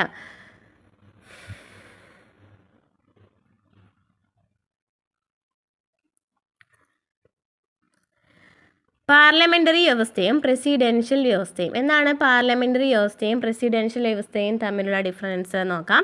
ജനാധിപത്യ ഭരണ വ്യവസ്ഥയിൽ 2 മാതൃകകളാണ് പ്രചാരത്തിലുള്ളത്: പാർലമെൻ്ററി വ്യവസ്ഥയും പ്രസിഡൻഷ്യൽ വ്യവസ്ഥയും. കാര്യനിർവഹണ വിഭാഗത്തിന് നിയമനിർമ്മാണ സഭയുമായുള്ള ഈ ബന്ധത്തെ അടിസ്ഥാനമാക്കിയാണ് ജനാധിപത്യ വ്യവസ്ഥയെ ഈ രീതിയിൽ തരംതിരിച്ചിരിക്കുന്നത്. അപ്പോൾ എന്താണ് പാർലമെൻ്ററി വ്യവസ്ഥ, പ്രസിഡൻഷ്യൽ വ്യവസ്ഥ എന്ന് നമുക്ക് നോക്കാം. പാർലമെൻ്ററി വ്യവസ്ഥയുടെ സവിശേഷതകൾ എന്തൊക്കെയാണ്? കാര്യനിർവഹണ വിഭാഗത്തെ നിയമനിർമ്മാണ സഭ നിയന്ത്രിക്കുന്നു. പാർലമെൻ്ററി വ്യവസ്ഥയിൽ എന്തുണ്ട്? നിയമനിർമ്മാണ സഭയുണ്ട് അല്ലേ? അപ്പോൾ കാര്യനിർവഹണ വിഭാഗം എന്ന് വെച്ചാൽ ആരൊക്കെയാണ് കാര്യനിർവഹണ വിഭാഗത്തിൽ വരുന്നത്? പ്രസിഡൻറ്റ് അല്ലേ? പ്രസിഡൻറ്റ് വരും, പ്രധാനമന്ത്രി, ഇവരൊക്കെ എന്താണ് കാര്യനിർവഹണ വിഭാഗത്തിൽ വരുന്നതാണ് അല്ലേ? ഗവർണറൊക്കെ ഇതിൽ വരുന്നതാണ്, കാര്യനിർവഹണ വിഭാഗത്തിൽ വരുന്നതാണ്. അതായത് അവിടെ നിയമങ്ങൾ നടപ്പിലാക്കുന്ന ആൾക്കാരാണ് അല്ലേ കാര്യനിർവഹണ വിഭാഗത്തിൽ വരുന്നത്. അപ്പോൾ കാര്യനിർവഹണ വിഭാഗത്തെ നിയമനിർമ്മാണ സഭ നിയന്ത്രിക്കുന്നുണ്ട്. അതൊരു പാർലമെൻറ്റ് വ്യവസ്ഥയുടെ ഒരു പ്രധാനപ്പെട്ട സവിശേഷതയാണ്. അതുപോലെ തന്നെ രാഷ്ട്രത്തലവൻ്റെ അധികാരങ്ങൾ നാമമാത്രമായിരിക്കും. അതായത് ഇപ്പോൾ നമ്മൾ പ്രസിഡൻറ്റിൻ്റെ അടുത്ത് നോക്കുകയാണെന്നുണ്ടെങ്കിൽ ശരിക്കും പറഞ്ഞാൽ പ്രസിഡൻറ്റിന് അധികാരങ്ങൾ ഉണ്ടോ എന്ന് ചോദിച്ചാൽ അധികാരങ്ങൾ ഉണ്ട്, പക്ഷെ അതൊരു നാമം മാത്രമാണ്. അതായത് അവിടെ എല്ലാ കാര്യങ്ങളും തീരുമാനിക്കുന്നത് ആരാണ്? പ്രധാനമന്ത്രിയാണ്. പ്രധാനമന്ത്രിയാണ് അവിടെ എല്ലാ കാര്യങ്ങളും തീരുമാനിക്കുന്നത്. പക്ഷേ ആരുടെ പേരിലായിരിക്കും ഇതൊക്കെ അറിയപ്പെടുന്നുണ്ടായിരിക്കും? ഇപ്പോൾ നിയമങ്ങൾ നടപ്പിലാക്കുകയാണെങ്കിലും ശരി, എല്ലാം ചെയ്യുന്നത് പ്രധാനമന്ത്രി അല്ലെങ്കിൽ മന്ത്രിസഭയാണ്. പക്ഷേ എന്താണ് അവിടെ പ്രസിഡൻറ്റിനാണല്ലേ, പ്രസിഡൻറ്റിൻ്റെ പേരിലാണ് എല്ലാം വരുള്ളൂ. എന്താണ് പറയുന്നത്? പ്രസിഡൻറ്റിൻ്റെ രാഷ്ട്രത്തലവൻ്റെ അധികാരങ്ങൾ എന്ന് പറയുന്നത് നാമമാത്രമാണ്. രാജാവോ രാജ്ഞിയോ പ്രസിഡൻറ്റോ ആയിരിക്കും രാഷ്ട്രത്തലവൻ അല്ലേ? നമുക്കറിയാം പ്രസിഡൻ്റാണ് നമ്മുടെ രാഷ്ട്രത്തലവൻ. അപ്പോൾ ആദ്യമൊക്കെ രാജാവോ രാജ്ഞിയോ ഉള്ള സ്ഥലങ്ങളുണ്ട് അല്ലേ? അപ്പോൾ രാജാവോ രാജ്ഞിയോ ആയിരിക്കും അല്ലെങ്കിൽ പ്രസിഡൻ്റ് ആയിരിക്കും രാഷ്ട്രത്തലവൻ. ഭരണത്തലവൻ ആരാണ്? പ്രധാനമന്ത്രിയാണ്. ഭരണത്തലവൻ പ്രധാനമന്ത്രിയാണ്. അപ്പോൾ രാഷ്ട്രത്തലവൻ എന്ന് പറയുന്നത് ആരാണ്? പ്രസിഡൻ്റാണ്. രാഷ്ട്രത്തലവൻ എന്ന് പറയുന്നത് പ്രസിഡൻ്റാണ് അല്ലേ? പ്രസിഡൻ്റാണ്. രാഷ്ട്രത്തലവൻ ചോദിക്കുകയാണെങ്കിൽ ആരാണ്? പ്രസിഡൻ്റാണ്. എന്നാൽ ഭരണത്തലവൻ ചോദിക്കുകയാണെങ്കിൽ ആരാണ്? പ്രധാനമന്ത്രിയാണ്. നിയമനിർമ്മാണ സഭയിലെ ഭൂരിപക്ഷം ലഭിക്കുന്ന കക്ഷിയുടെ നേതാവായിരിക്കും പ്രധാനമന്ത്രി. നിയമനിർമ്മാണ സഭയിൽ ഭൂരിപക്ഷം ലഭിക്കുന്ന ഏതാണോ കക്ഷി, അതിൻ്റെ ഭൂരിപക്ഷം ലഭിക്കുന്ന ഒരു കക്ഷി ഉണ്ടായിരിക്കില്ല, അതിലത്തെ നേതാവായിരിക്കും പ്രധാനമന്ത്രി. പ്രധാനമന്ത്രിയുടെ നേതൃത്വത്തിലുള്ള മന്ത്രിസഭയ്ക്ക് നിയമനിർമ്മാണ സഭയോട് കൂട്ടുത്തരവാദിത്തം ഉണ്ടായിരിക്കും. ഓക്കെ, ഇതൊക്കെ നമുക്കറിയാം, PSC പഠിക്കുന്ന പിള്ളേർക്ക് അറിയാം. ക്വസ്റ്റ്യൻ പേപ്പറിൽ വന്നിട്ടുള്ള ക്വസ്റ്റ്യനാണ് ഈ കൂട്ടുത്തരവാദിത്തം എന്ന് പറയുന്നത്. ഇവിടെ എന്താ പറയുന്നത്? പ്രധാനമന്ത്രിയുടെ നേതൃത്വത്തിലുള്ള മന്ത്രിസഭയ്ക്ക് നിയമനിർമ്മാണ സഭയോട് എന്തുണ്ടായിരിക്കും? കൂട്ടുത്തരവാദിത്തം ഉണ്ടായിരിക്കും. സ്റ്റേറ്റ്മെൻ്റ് ആയിട്ട് വന്നിട്ടുള്ള ക്വസ്റ്റ്യനാണ്. ഓക്കെ, അപ്പോൾ പാർലമെൻ്ററി വ്യവസ്ഥയുടെ സവിശേഷതകൾ എന്തൊക്കെയാണ്? അതിനു മുമ്പ് നമുക്ക് മന്ത്രിസഭയുടെ കൂട്ടുത്തരവാദിത്തം എന്ന് വെച്ചാൽ എന്താണ് നമുക്ക് നോക്കാം. പാർലമെൻ്ററി സംവിധാനത്തിൽ പ്രധാനമന്ത്രിയുടെ നേതൃത്വത്തിലുള്ള മന്ത്രിസഭയ്ക്ക് നിയമനിർമ്മാണ സഭയോട് കൂട്ടുത്തരവാദിത്തം ഉണ്ടായിരിക്കുമെന്ന് പറഞ്ഞു അല്ലേ? ഓരോ മന്ത്രിയും അവരുടെ വകുപ്പിനെ സംബന്ധിച്ചെടുക്കുന്ന തീരുമാനങ്ങളിൽ മന്ത്രിസഭയ്ക്ക് കൂട്ടായ ഉത്തരവാദിത്തമാണുള്ളത്. കൂട്ടുത്തരവാദിത്തം എന്ന് വെച്ചാൽ കൂട്ടായ ഉത്തരവാദിത്തം. എന്താ? ഓരോ മന്ത്രിയും അവരുടെ വകുപ്പിനെ സംബന്ധിച്ചെടുക്കുന്ന തീരുമാനം, അതായത് ഒരു മന്ത്രി ഒരു തീരുമാനം എടുക്കുകയാണെന്നുണ്ടെങ്കിൽ ആ തീരുമാനങ്ങളിൽ മന്ത്രിസഭയ്ക്ക്, അതായത് ടോട്ടലി ഉള്ള ആൾക്കാർക്ക് കൂട്ടായ ഉത്തരവാദിത്തമാണുള്ളത് എന്നാണ് കൂട്ടുത്തരവാദിത്തം കൊണ്ട് ഉദ്ദേശിക്കുന്നത്. അപ്പോൾ എന്താണ് പാർലമെൻ്ററി വ്യവസ്ഥയുടെ സവിശേഷതകൾ? ഒന്ന്, കാര്യനിർവഹണ വിഭാഗത്തെ നിയമനിർമ്മാണ സഭ നിയന്ത്രിക്കുന്നുണ്ട് അല്ലേ? രാഷ്ട്രത്തലവൻ്റെ അധികാരങ്ങൾ നാമമാത്രം സ്വതന്ത്രമാണ്. രാഷ്ട്രത്തലവൻ എന്ന് വെച്ചാൽ ആരൊക്കെയാണ്? രാജാവോ രാജ്ഞിയോ പ്രസിഡന്റോ ആയിരിക്കും. പ്രധാനമന്ത്രി എന്ന് പറയുന്നത് ആരായിരിക്കും? ഭരണത്തലവനായിരിക്കും. നിയമനിർമ്മാണ സഭയിലെ ഭൂരിപക്ഷം ലഭിക്കുന്ന കക്ഷിയുടെ നേതാവാണ് പ്രധാനമന്ത്രി. പ്രധാനമന്ത്രിയുടെ നേതൃത്വത്തിലുള്ള മന്ത്രിസഭയ്ക്ക് നിയമനിർമ്മാണ സഭയോട് കൂട്ടുത്തരവാദിത്തം ഉണ്ടായിരിക്കും. ഇനി പ്രസിഡൻഷ്യൽ വ്യവസ്ഥയുടെ സവിശേഷതകൾ നമുക്ക് നോക്കാം. പ്രസിഡൻഷ്യൽ വ്യവസ്ഥ എന്ന് വെച്ചാൽ കാര്യനിർവഹണ വിഭാഗം നിയമനിർമ്മാണ സഭയും വേർതിരിക്കപ്പെട്ടിരിക്കുന്നു. കാര്യനിർവഹണ വിഭാഗവും നിയമനിർമ്മാണ സഭയും എന്നാണ് വേർതിരിക്കപ്പെട്ടതാണ്. അതുപോലെ രാഷ്ട്രത്തലവനും ഭരണത്തലവനും പ്രസിഡന്റാണ്. പ്രസിഡന്റ് തന്നെയാണ് രാഷ്ട്രത്തലവനും ഭരണത്തലവനും പ്രസിഡൻഷ്യൽ വ്യവസ്ഥയിൽ കേട്ടോ. പ്രസിഡൻഷ്യൽ വ്യവസ്ഥയിൽ നമ്മൾ പ്രസിഡന്റിനാണ് അവിടെ കൂടുതൽ പ്രാധാന്യം കൊടുക്കുന്നുണ്ട്. അപ്പോൾ പ്രസിഡന്റാണ് രാഷ്ട്രത്തലവനും ഭരണത്തലവനും. ഇന്ത്യയിലാണെന്നുണ്ടെങ്കിലോ അല്ലെങ്കിൽ പാർലമെന്ററി ജനാധിപത്യമാണെന്നുണ്ടെങ്കിലോ അവിടെ നിന്നാണ് ഭരണത്തലവൻ എന്ന് പറയുന്ന ആരാണ്? പ്രധാനമന്ത്രിയാണ്. രാഷ്ട്രത്തലവനാണ് രാഷ്ട്രപതി. എല്ലാ എക്സിക്യൂട്ടീവ് അധികാരങ്ങളും പ്രസിഡന്റിൽ നിക്ഷിപ്തമായിരിക്കും. അതുപോലെ പ്രസിഡന്റിനെ ജനങ്ങൾ നേരിട്ടാണ് തിരഞ്ഞെടുക്കുന്നത്. അവിടെ പ്രസിഡന്റിനാണ് കൂടുതലായിട്ടുള്ള ഇമ്പോർട്ടൻസ്. അപ്പോൾ പ്രസിഡന്റിലാണ് എല്ലാ അധികാരങ്ങളും ഉണ്ടായിരിക്കുക. അതുപോലെ തന്നെ പ്രസിഡന്റിനെ ജനങ്ങൾ നേരിട്ടാണ് തിരഞ്ഞെടുക്കുന്നത്. പ്രസിഡന്റിന് നിയമനിർമ്മാണ സഭയോട് ഉത്തരവാദിത്വമൊന്നും ഉണ്ടായിരിക്കില്ല. അപ്പോൾ നമ്മൾ പറഞ്ഞു പാർലമെന്ററി ജനാധിപത്യമാണെന്നുണ്ടെങ്കിൽ പ്രസിഡന്റും പ്രധാനമന്ത്രിയും തമ്മിൽ കണക്ഷൻ ഉണ്ട് അല്ലേ? മന്ത്രിസഭയും പ്രസിഡന്റും തമ്മിൽ കണക്ഷൻ ഉണ്ട്. അപ്പോൾ അങ്ങനെ പറഞ്ഞു. പക്ഷേ പ്രസിഡൻഷ്യൽ വ്യവസ്ഥയിലാണെന്നുണ്ടെങ്കിലോ ഈ എന്താ പറയുക, ഈ ഒരു പ്രധാനമന്ത്രി എന്ന് പറയുന്ന ഒരു ഭാഗ്യം അവിടെ വരുന്നില്ല. അപ്പോൾ അതാണ് വരുന്നത്. ഓക്കെ, അപ്പോൾ എന്താണ് പാർലമെന്ററി വ്യവസ്ഥയും പ്രസിഡൻഷ്യൽ വ്യവസ്ഥയും തമ്മിലുള്ള ഡിഫറൻസ് മനസ്സിലായി എന്ന് വിചാരിക്കുന്നു. ഇനി ജനാധിപത്യ വ്യവസ്ഥയുടെ നിലനിൽപ്പിന് നിരവധി ഘടകങ്ങൾ ഒത്തുചേർന്ന് വരേണ്ടതുണ്ട്. അപ്പോൾ എന്തൊക്കെയാണ് ജനാധിപത്യ വ്യവസ്ഥയുടെ അടിസ്ഥാന ഘടകങ്ങൾ എന്ന് പറയുന്നത് നോക്കാം. സ്വാതന്ത്ര്യമാണ് ഒന്നാമത്തെ കാര്യം. സ്വാതന്ത്ര്യം എന്ന് വെച്ചാൽ എന്താണ്? ജനാധിപത്യം ഒരു രാഷ്ട്രീയ സാമൂഹിക ക്രമമായി നിലനിൽക്കാൻ ആവശ്യമായ ഘടകങ്ങളിൽ ഒന്നാണ് സ്വാതന്ത്ര്യം. നിയന്ത്രണങ്ങളുടെ അഭാവം എന്നതാണ് സ്വാതന്ത്ര്യത്തിൻ്റെ നിർവചനം എന്ന് പറയുന്നത് അല്ലേ? നിയന്ത്രണങ്ങളൊന്നും ഇല്ലാത്തതിനെയാണ് നമ്മൾ പറയുന്നത് ഫ്രീഡം എന്ന് പറയുന്നത്. അതായത് അല്ലേ, ഫ്രീഡം എന്ന് വെച്ചാൽ അല്ലേ, അതുപോലെ തന്നെയാണ് സ്വാതന്ത്ര്യം എന്ന് വെച്ചാൽ എന്താണ്? നിയന്ത്രണങ്ങളുടെ അഭാവത്തെയാണ് സ്വാതന്ത്ര്യത്തിൻ്റെ നിർവചനം എന്ന് പറയുന്നത്. അതായത് വ്യക്തികളുടെ മേലെ ബാഹ്യ നിയന്ത്രണങ്ങളൊന്നും ഇല്ലാത്ത അവസ്ഥയാണ് സ്വാതന്ത്ര്യം എന്ന് വെച്ചാൽ എന്താണ്? വ്യക്തികളുടെ മേലെ ബാഹ്യ നിയന്ത്രണങ്ങളൊന്നും ഉണ്ടായിരിക്കില്ല. സ്വാതന്ത്ര്യത്തിന് ക്രിയാത്മകമായ ഒരു തലം കൂടിയുണ്ട്. ഈ അർത്ഥത്തിൽ വ്യക്തികളുടെ കഴിവുകൾ വികസിപ്പിക്കുന്നതിനുള്ള അവസരം ലഭ്യമാകുന്ന അവസ്ഥയെയും സ്വാതന്ത്ര്യമായി നിർവചിക്കാം. വ്യക്തികളുടെ കഴിവുകൾ വികസിപ്പിക്കുന്നതിനുള്ള അവസരം ലഭ്യമാകുന്ന അവസ്ഥയുണ്ടല്ലോ, അതായത് അവസരം അല്ലേ, അവസരം എന്ന് പറയുന്നത് വ്യക്തികളുടെ കഴിവുകൾ വികസിപ്പിക്കുന്നതിനുള്ള അവസരം എന്ന് പറയുന്നത് എന്ത് തന്നെയാണ്? സ്വാതന്ത്ര്യം തന്നെയാണ്. അതുപോലെ തന്നെ എന്തൊക്കെ സ്വാതന്ത്ര്യങ്ങൾ അറിയാം? ആർട്ടിക്കിൾ എത്രയിലായിരുന്നു? ആർട്ടിക്കിൾ 19 ഈ സ്വാതന്ത്ര്യങ്ങളെ കുറിച്ച് പറയുന്നതാണ്. ആർട്ടിക്കിൾ 19 അല്ലേ? അഭിപ്രായ സ്വാതന്ത്ര്യം അല്ലേ? അഭിപ്രായ സ്വാതന്ത്ര്യം ഇതിലാണ് 19 പറയുന്നത്. ഇതൊക്കെ നമ്മൾ പഠിച്ചിട്ടുള്ള കാര്യമാണ്. സഞ്ചാര സ്വാതന്ത്ര്യം, സംഘടനകൾ രൂപീകരിക്കുവാനുള്ള സ്വാതന്ത്ര്യം, സമ്മേളിക്കുവാനുള്ള സ്വാതന്ത്ര്യം, ആവിഷ്കാര സ്വാതന്ത്ര്യം തുടങ്ങിയവ പ്രധാനപ്പെട്ട സ്വാതന്ത്ര്യങ്ങളാണ്. ഇതിൽ ജനാധിപത്യത്തിൻ്റെ അടിത്തറയായിട്ട് പ്രവർത്തിക്കുന്നതാണ് ആവിഷ്കാര സ്വാതന്ത്ര്യമാണ്. ജനാധിപത്യത്തിൻ്റെ അടിത്തറ ചോദിക്കുകയാണെങ്കിൽ ഏത് സ്വാതന്ത്ര്യമാണ്? ആവിഷ്കാര സ്വാതന്ത്ര്യമാണ്. അപ്പോൾ ഇതൊക്കെ എന്താണ്? പ്രധാനപ്പെട്ട സ്വാതന്ത്ര്യങ്ങളാണ്. ഇനി ആവിഷ്കാര സ്വാതന്ത്ര്യം എന്ന് വെച്ചാൽ എന്താണ്? നമുക്ക് വോൾട്ടയർ എന്നാ പറഞ്ഞു നോക്കാം. നിങ്ങൾ പറഞ്ഞതിനോട് ഞാൻ വിയോജിക്കുന്നു, പക്ഷേ അത് പറയാനുള്ള നിങ്ങളുടെ അവകാശത്തിനായി മരണം വരെ ഞാൻ പോരാടും. വോൾട്ടയർ എന്താ പറഞ്ഞത്? നിങ്ങൾ പറയുന്നതിനോട് ഞാൻ വിയോജിക്കുകയാണ്, ഇത് ഞാൻ അതിനെ എതിർക്കുകയാണ് ചെയ്യുന്നത്, പക്ഷേ അത് പറയാനുള്ളത് നിങ്ങളുടെ അവകാശമാണ് എന്നാണ് ആര് പറയുന്നത്? വോൾട്ടയർ പറയുന്നത്. അപ്പോൾ അതിന് വേണ്ടിയിട്ട് അദ്ദേഹം മരണം വരെ പോരാടും എന്ന് പറഞ്ഞു. അഭിപ്രായ സ്വാതന്ത്ര്യത്തിൻ്റെയും ആവിഷ്കാര സ്വാതന്ത്ര്യത്തിൻ്റെയും പ്രാധാന്യത്തെ സൂചിപ്പിക്കുന്നതാണ് മുകളിൽ കൊടുത്തിരിക്കുന്ന വാക്കുകൾ. അതായത് അഭിപ്രായ സ്വാതന്ത്ര്യം എന്ന് വെച്ചാൽ എന്താണ്? അവർക്ക് എന്താണ്? അഭിപ്രായങ്ങൾ പറയാനുള്ള സ്വാതന്ത്ര്യമുണ്ട്, പക്ഷെ അത് നടപ്പിലാക്കണമെന്നുണ്ടോ? ഇല്ല. അപ്പോൾ അഭിപ്രായ സ്വാതന്ത്ര്യത്തിൻ്റെയും ആവിഷ്കാര സ്വാതന്ത്ര്യത്തിൻ്റെയും പ്രാധാന്യത്തെ സൂചിപ്പിക്കുന്നതാണ് മുകളിൽ കൊടുത്തിരിക്കുന്ന വാക്കുകൾ. മനുഷ്യർ വിവിധ രീതികളിൽ അവരുടെ ആശയങ്ങൾ ആവിഷ്കരിക്കാറുണ്ട് അല്ലേ? എങ്ങനെയാണ്? ആശയ പ്രകടനത്തിന് വ്യക്തികൾ ഉപയോഗിക്കുന്ന പ്രാഥമികമായ മാർഗം എന്നാണ് സംഭാഷണമാണ്. ഈ ഒരു സംവിധായകനെ സംബന്ധിച്ച് സിനിമയാണ് ആശയങ്ങൾ പ്രകടിപ്പിക്കുവാനുള്ള മാർഗം. അപ്പോൾ നമ്മൾ വ്യക്തികളെ സംബന്ധിച്ച് നോക്കുകയാണെന്നെങ്കിൽ നമ്മൾ നടത്തുന്ന സംഭാഷണമാണ് അവരുടെ ആവിഷ്കാരം അല്ലെ അവരുടെ അഭിപ്രായങ്ങൾ പറയുന്നതിനുള്ള ഒരു മാർഗം എന്ന് പറയുന്നത്. എന്നാൽ ഒരു ഡയറക്ടറെ വെച്ച് നോക്കുകയാണെങ്കിലോ ഒരു ഫിലിം ചെയ്യുന്ന ഡയറക്ടറെ വെച്ച് നോക്കുകയാണെന്നുണ്ടെങ്കിലും സിനിമയിലൂടെയാണ് അദ്ദേഹം ആശയങ്ങൾ പ്രചരിപ്പിക്കുന്നത്. ഇനി എഴുത്തുകാരൻ നോക്കുകയാണെങ്കിലോ എഴുത്തുകാരൻ പുസ്തകങ്ങളിലൂടെയാണ് അല്ലേ തൻ്റെ കാഴ്ചപ്പാടുകൾ അവതരിപ്പിക്കുന്നത്. ഇവ നിരോധിക്കപ്പെട്ടാൽ ജനങ്ങളുടെ അറിയാനുള്ള അവകാശത്തെയാണ് നിഷേധിക്കുന്നത്. ഇവ നിരോധിക്കപ്പെടാണെന്നുണ്ടെങ്കിൽ ജനങ്ങൾക്ക് എന്ത് അവകാശമുണ്ട്? അറിയുവാനുള്ള അവകാശമുണ്ട് അല്ലെ, ആ ഒരു അവകാശത്തെയാണ് നിഷേധിക്കുന്നത്. അപ്പോൾ ആശയങ്ങളുടെയും അഭിപ്രായങ്ങളുടെയും പങ്കുവെക്കലും വിലയിരുത്തലും ജനാധിപത്യത്തെ സംബന്ധിച്ച് ഏറ്റവും പ്രധാനപ്പെട്ടതാണ്. ഇനി JS മിൽ എന്താ പറഞ്ഞത്? JS മില്ലിൻ്റെ അഭിപ്രായത്തിൽ ഒരാശയവും പൂർണ്ണമായും തെറ്റല്ല. തെറ്റെന്ന് നമുക്ക് തോന്നുന്നതിലും സത്യത്തിൻ്റെ അംശങ്ങളുണ്ടാകാം. തെറ്റെന്ന് തോന്നുന്ന ഒരാശയത്തെ നമ്മൾ നിരോധിക്കുമ്പോൾ അതിലടങ്ങിയിരിക്കുന്ന സത്യത്തെ കൂടിയാണ് നമുക്ക് നഷ്ടമാക്കുന്നത്. അപ്പോൾ എന്താ പറയുന്നത്? ഇപ്പോൾ നമ്മളൊരു ആശയം കേട്ടു എന്ന് വിചാരിക്കുന്നു. അപ്പോൾ ആശയം നമ്മൾ പൂർണ്ണമായ ഒരു ആശയം നമ്മൾ പറയുകയാണ് നമ്മൾ പൂർണ്ണമായി തെറ്റാണെന്ന് പറയുന്നു. പക്ഷേ അത് പൂർണ്ണമായിട്ടും തെറ്റായിരിക്കില്ല. ആ ഒരു ആശയത്തിൽ കുറച്ചെങ്കിലും സത്യം ഉണ്ടായിരിക്കാം.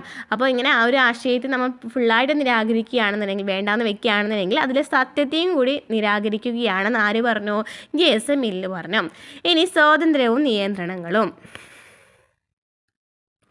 നിയന്ത്രണങ്ങളുടെ അഭാവത്തിൽ സ്വാതന്ത്ര്യം പൂർണ്ണമല്ല. അതുകൊണ്ട് വ്യക്തികൾ ചെയ്യേണ്ടതും ചെയ്യാൻ പാടില്ലാത്തതുമായ ചില നിർദ്ദേശങ്ങളും ചട്ടങ്ങളും സാമൂഹ്യ ജീവിതത്തിന് ആവശ്യമാണ്.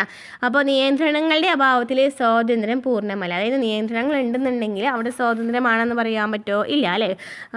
അതുകൊണ്ട് വ്യക്തികൾ ചെയ്യേണ്ടതും ചെയ്യാൻ പാടില്ലാത്തതുമായ ചില നിർദ്ദേശങ്ങളും ചട്ടങ്ങളും സാമൂഹ്യ ജീവിതത്തിന് ആവശ്യമാണ്. അപ്പോൾ വ്യക്തികൾ ചെയ്യാനായിട്ട് പാടില്ല എന്ന് പറയാനുള്ള ഒരു അവകാശം നമുക്ക് ആർക്കുമില്ല. പക്ഷേ അതിന് വേണ്ടിയിട്ട് ഇപ്പം നമുക്ക് എല്ലാതും അങ്ങനെ എന്താ പറയുക എല്ലാ സ്വാതന്ത്ര്യം നമുക്ക് കൊടുക്കാനായിട്ട് പറ്റില്ല അല്ലേ. ജനങ്ങൾക്ക് കൊടുക്കാനായിട്ട് പറ്റും, നമുക്ക് തരാനായിട്ട് പറ്റില്ല. അപ്പോൾ അതിൽ കുറച്ച് നിയമങ്ങളൊക്കെ വേണം അല്ലേ. കുറച്ച് നമ്മൾ ചെയ്യേണ്ടാത്ത കുറച്ച് കാര്യങ്ങളുണ്ട്. അതാണ് പറയുന്നത്. ഇത് മറ്റൊരാളുടെ സ്വാതന്ത്ര്യത്തിന് മേലുള്ള കടന്നുകയറ്റത്തെ നിയന്ത്രിക്കണം.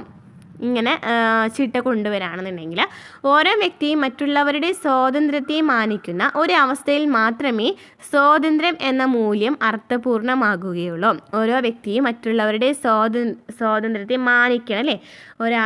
ഒരാളുടെ സ്വാതന്ത്ര്യത്തെ മാനിക്കുകയാണെന്നുണ്ടെങ്കിൽ മാത്രമാണ് അവിടെ സ്വാതന്ത്ര്യം എന്ന് പറയുന്ന വാക്ക് പൂർണ്ണമാകുന്നുള്ളൂ.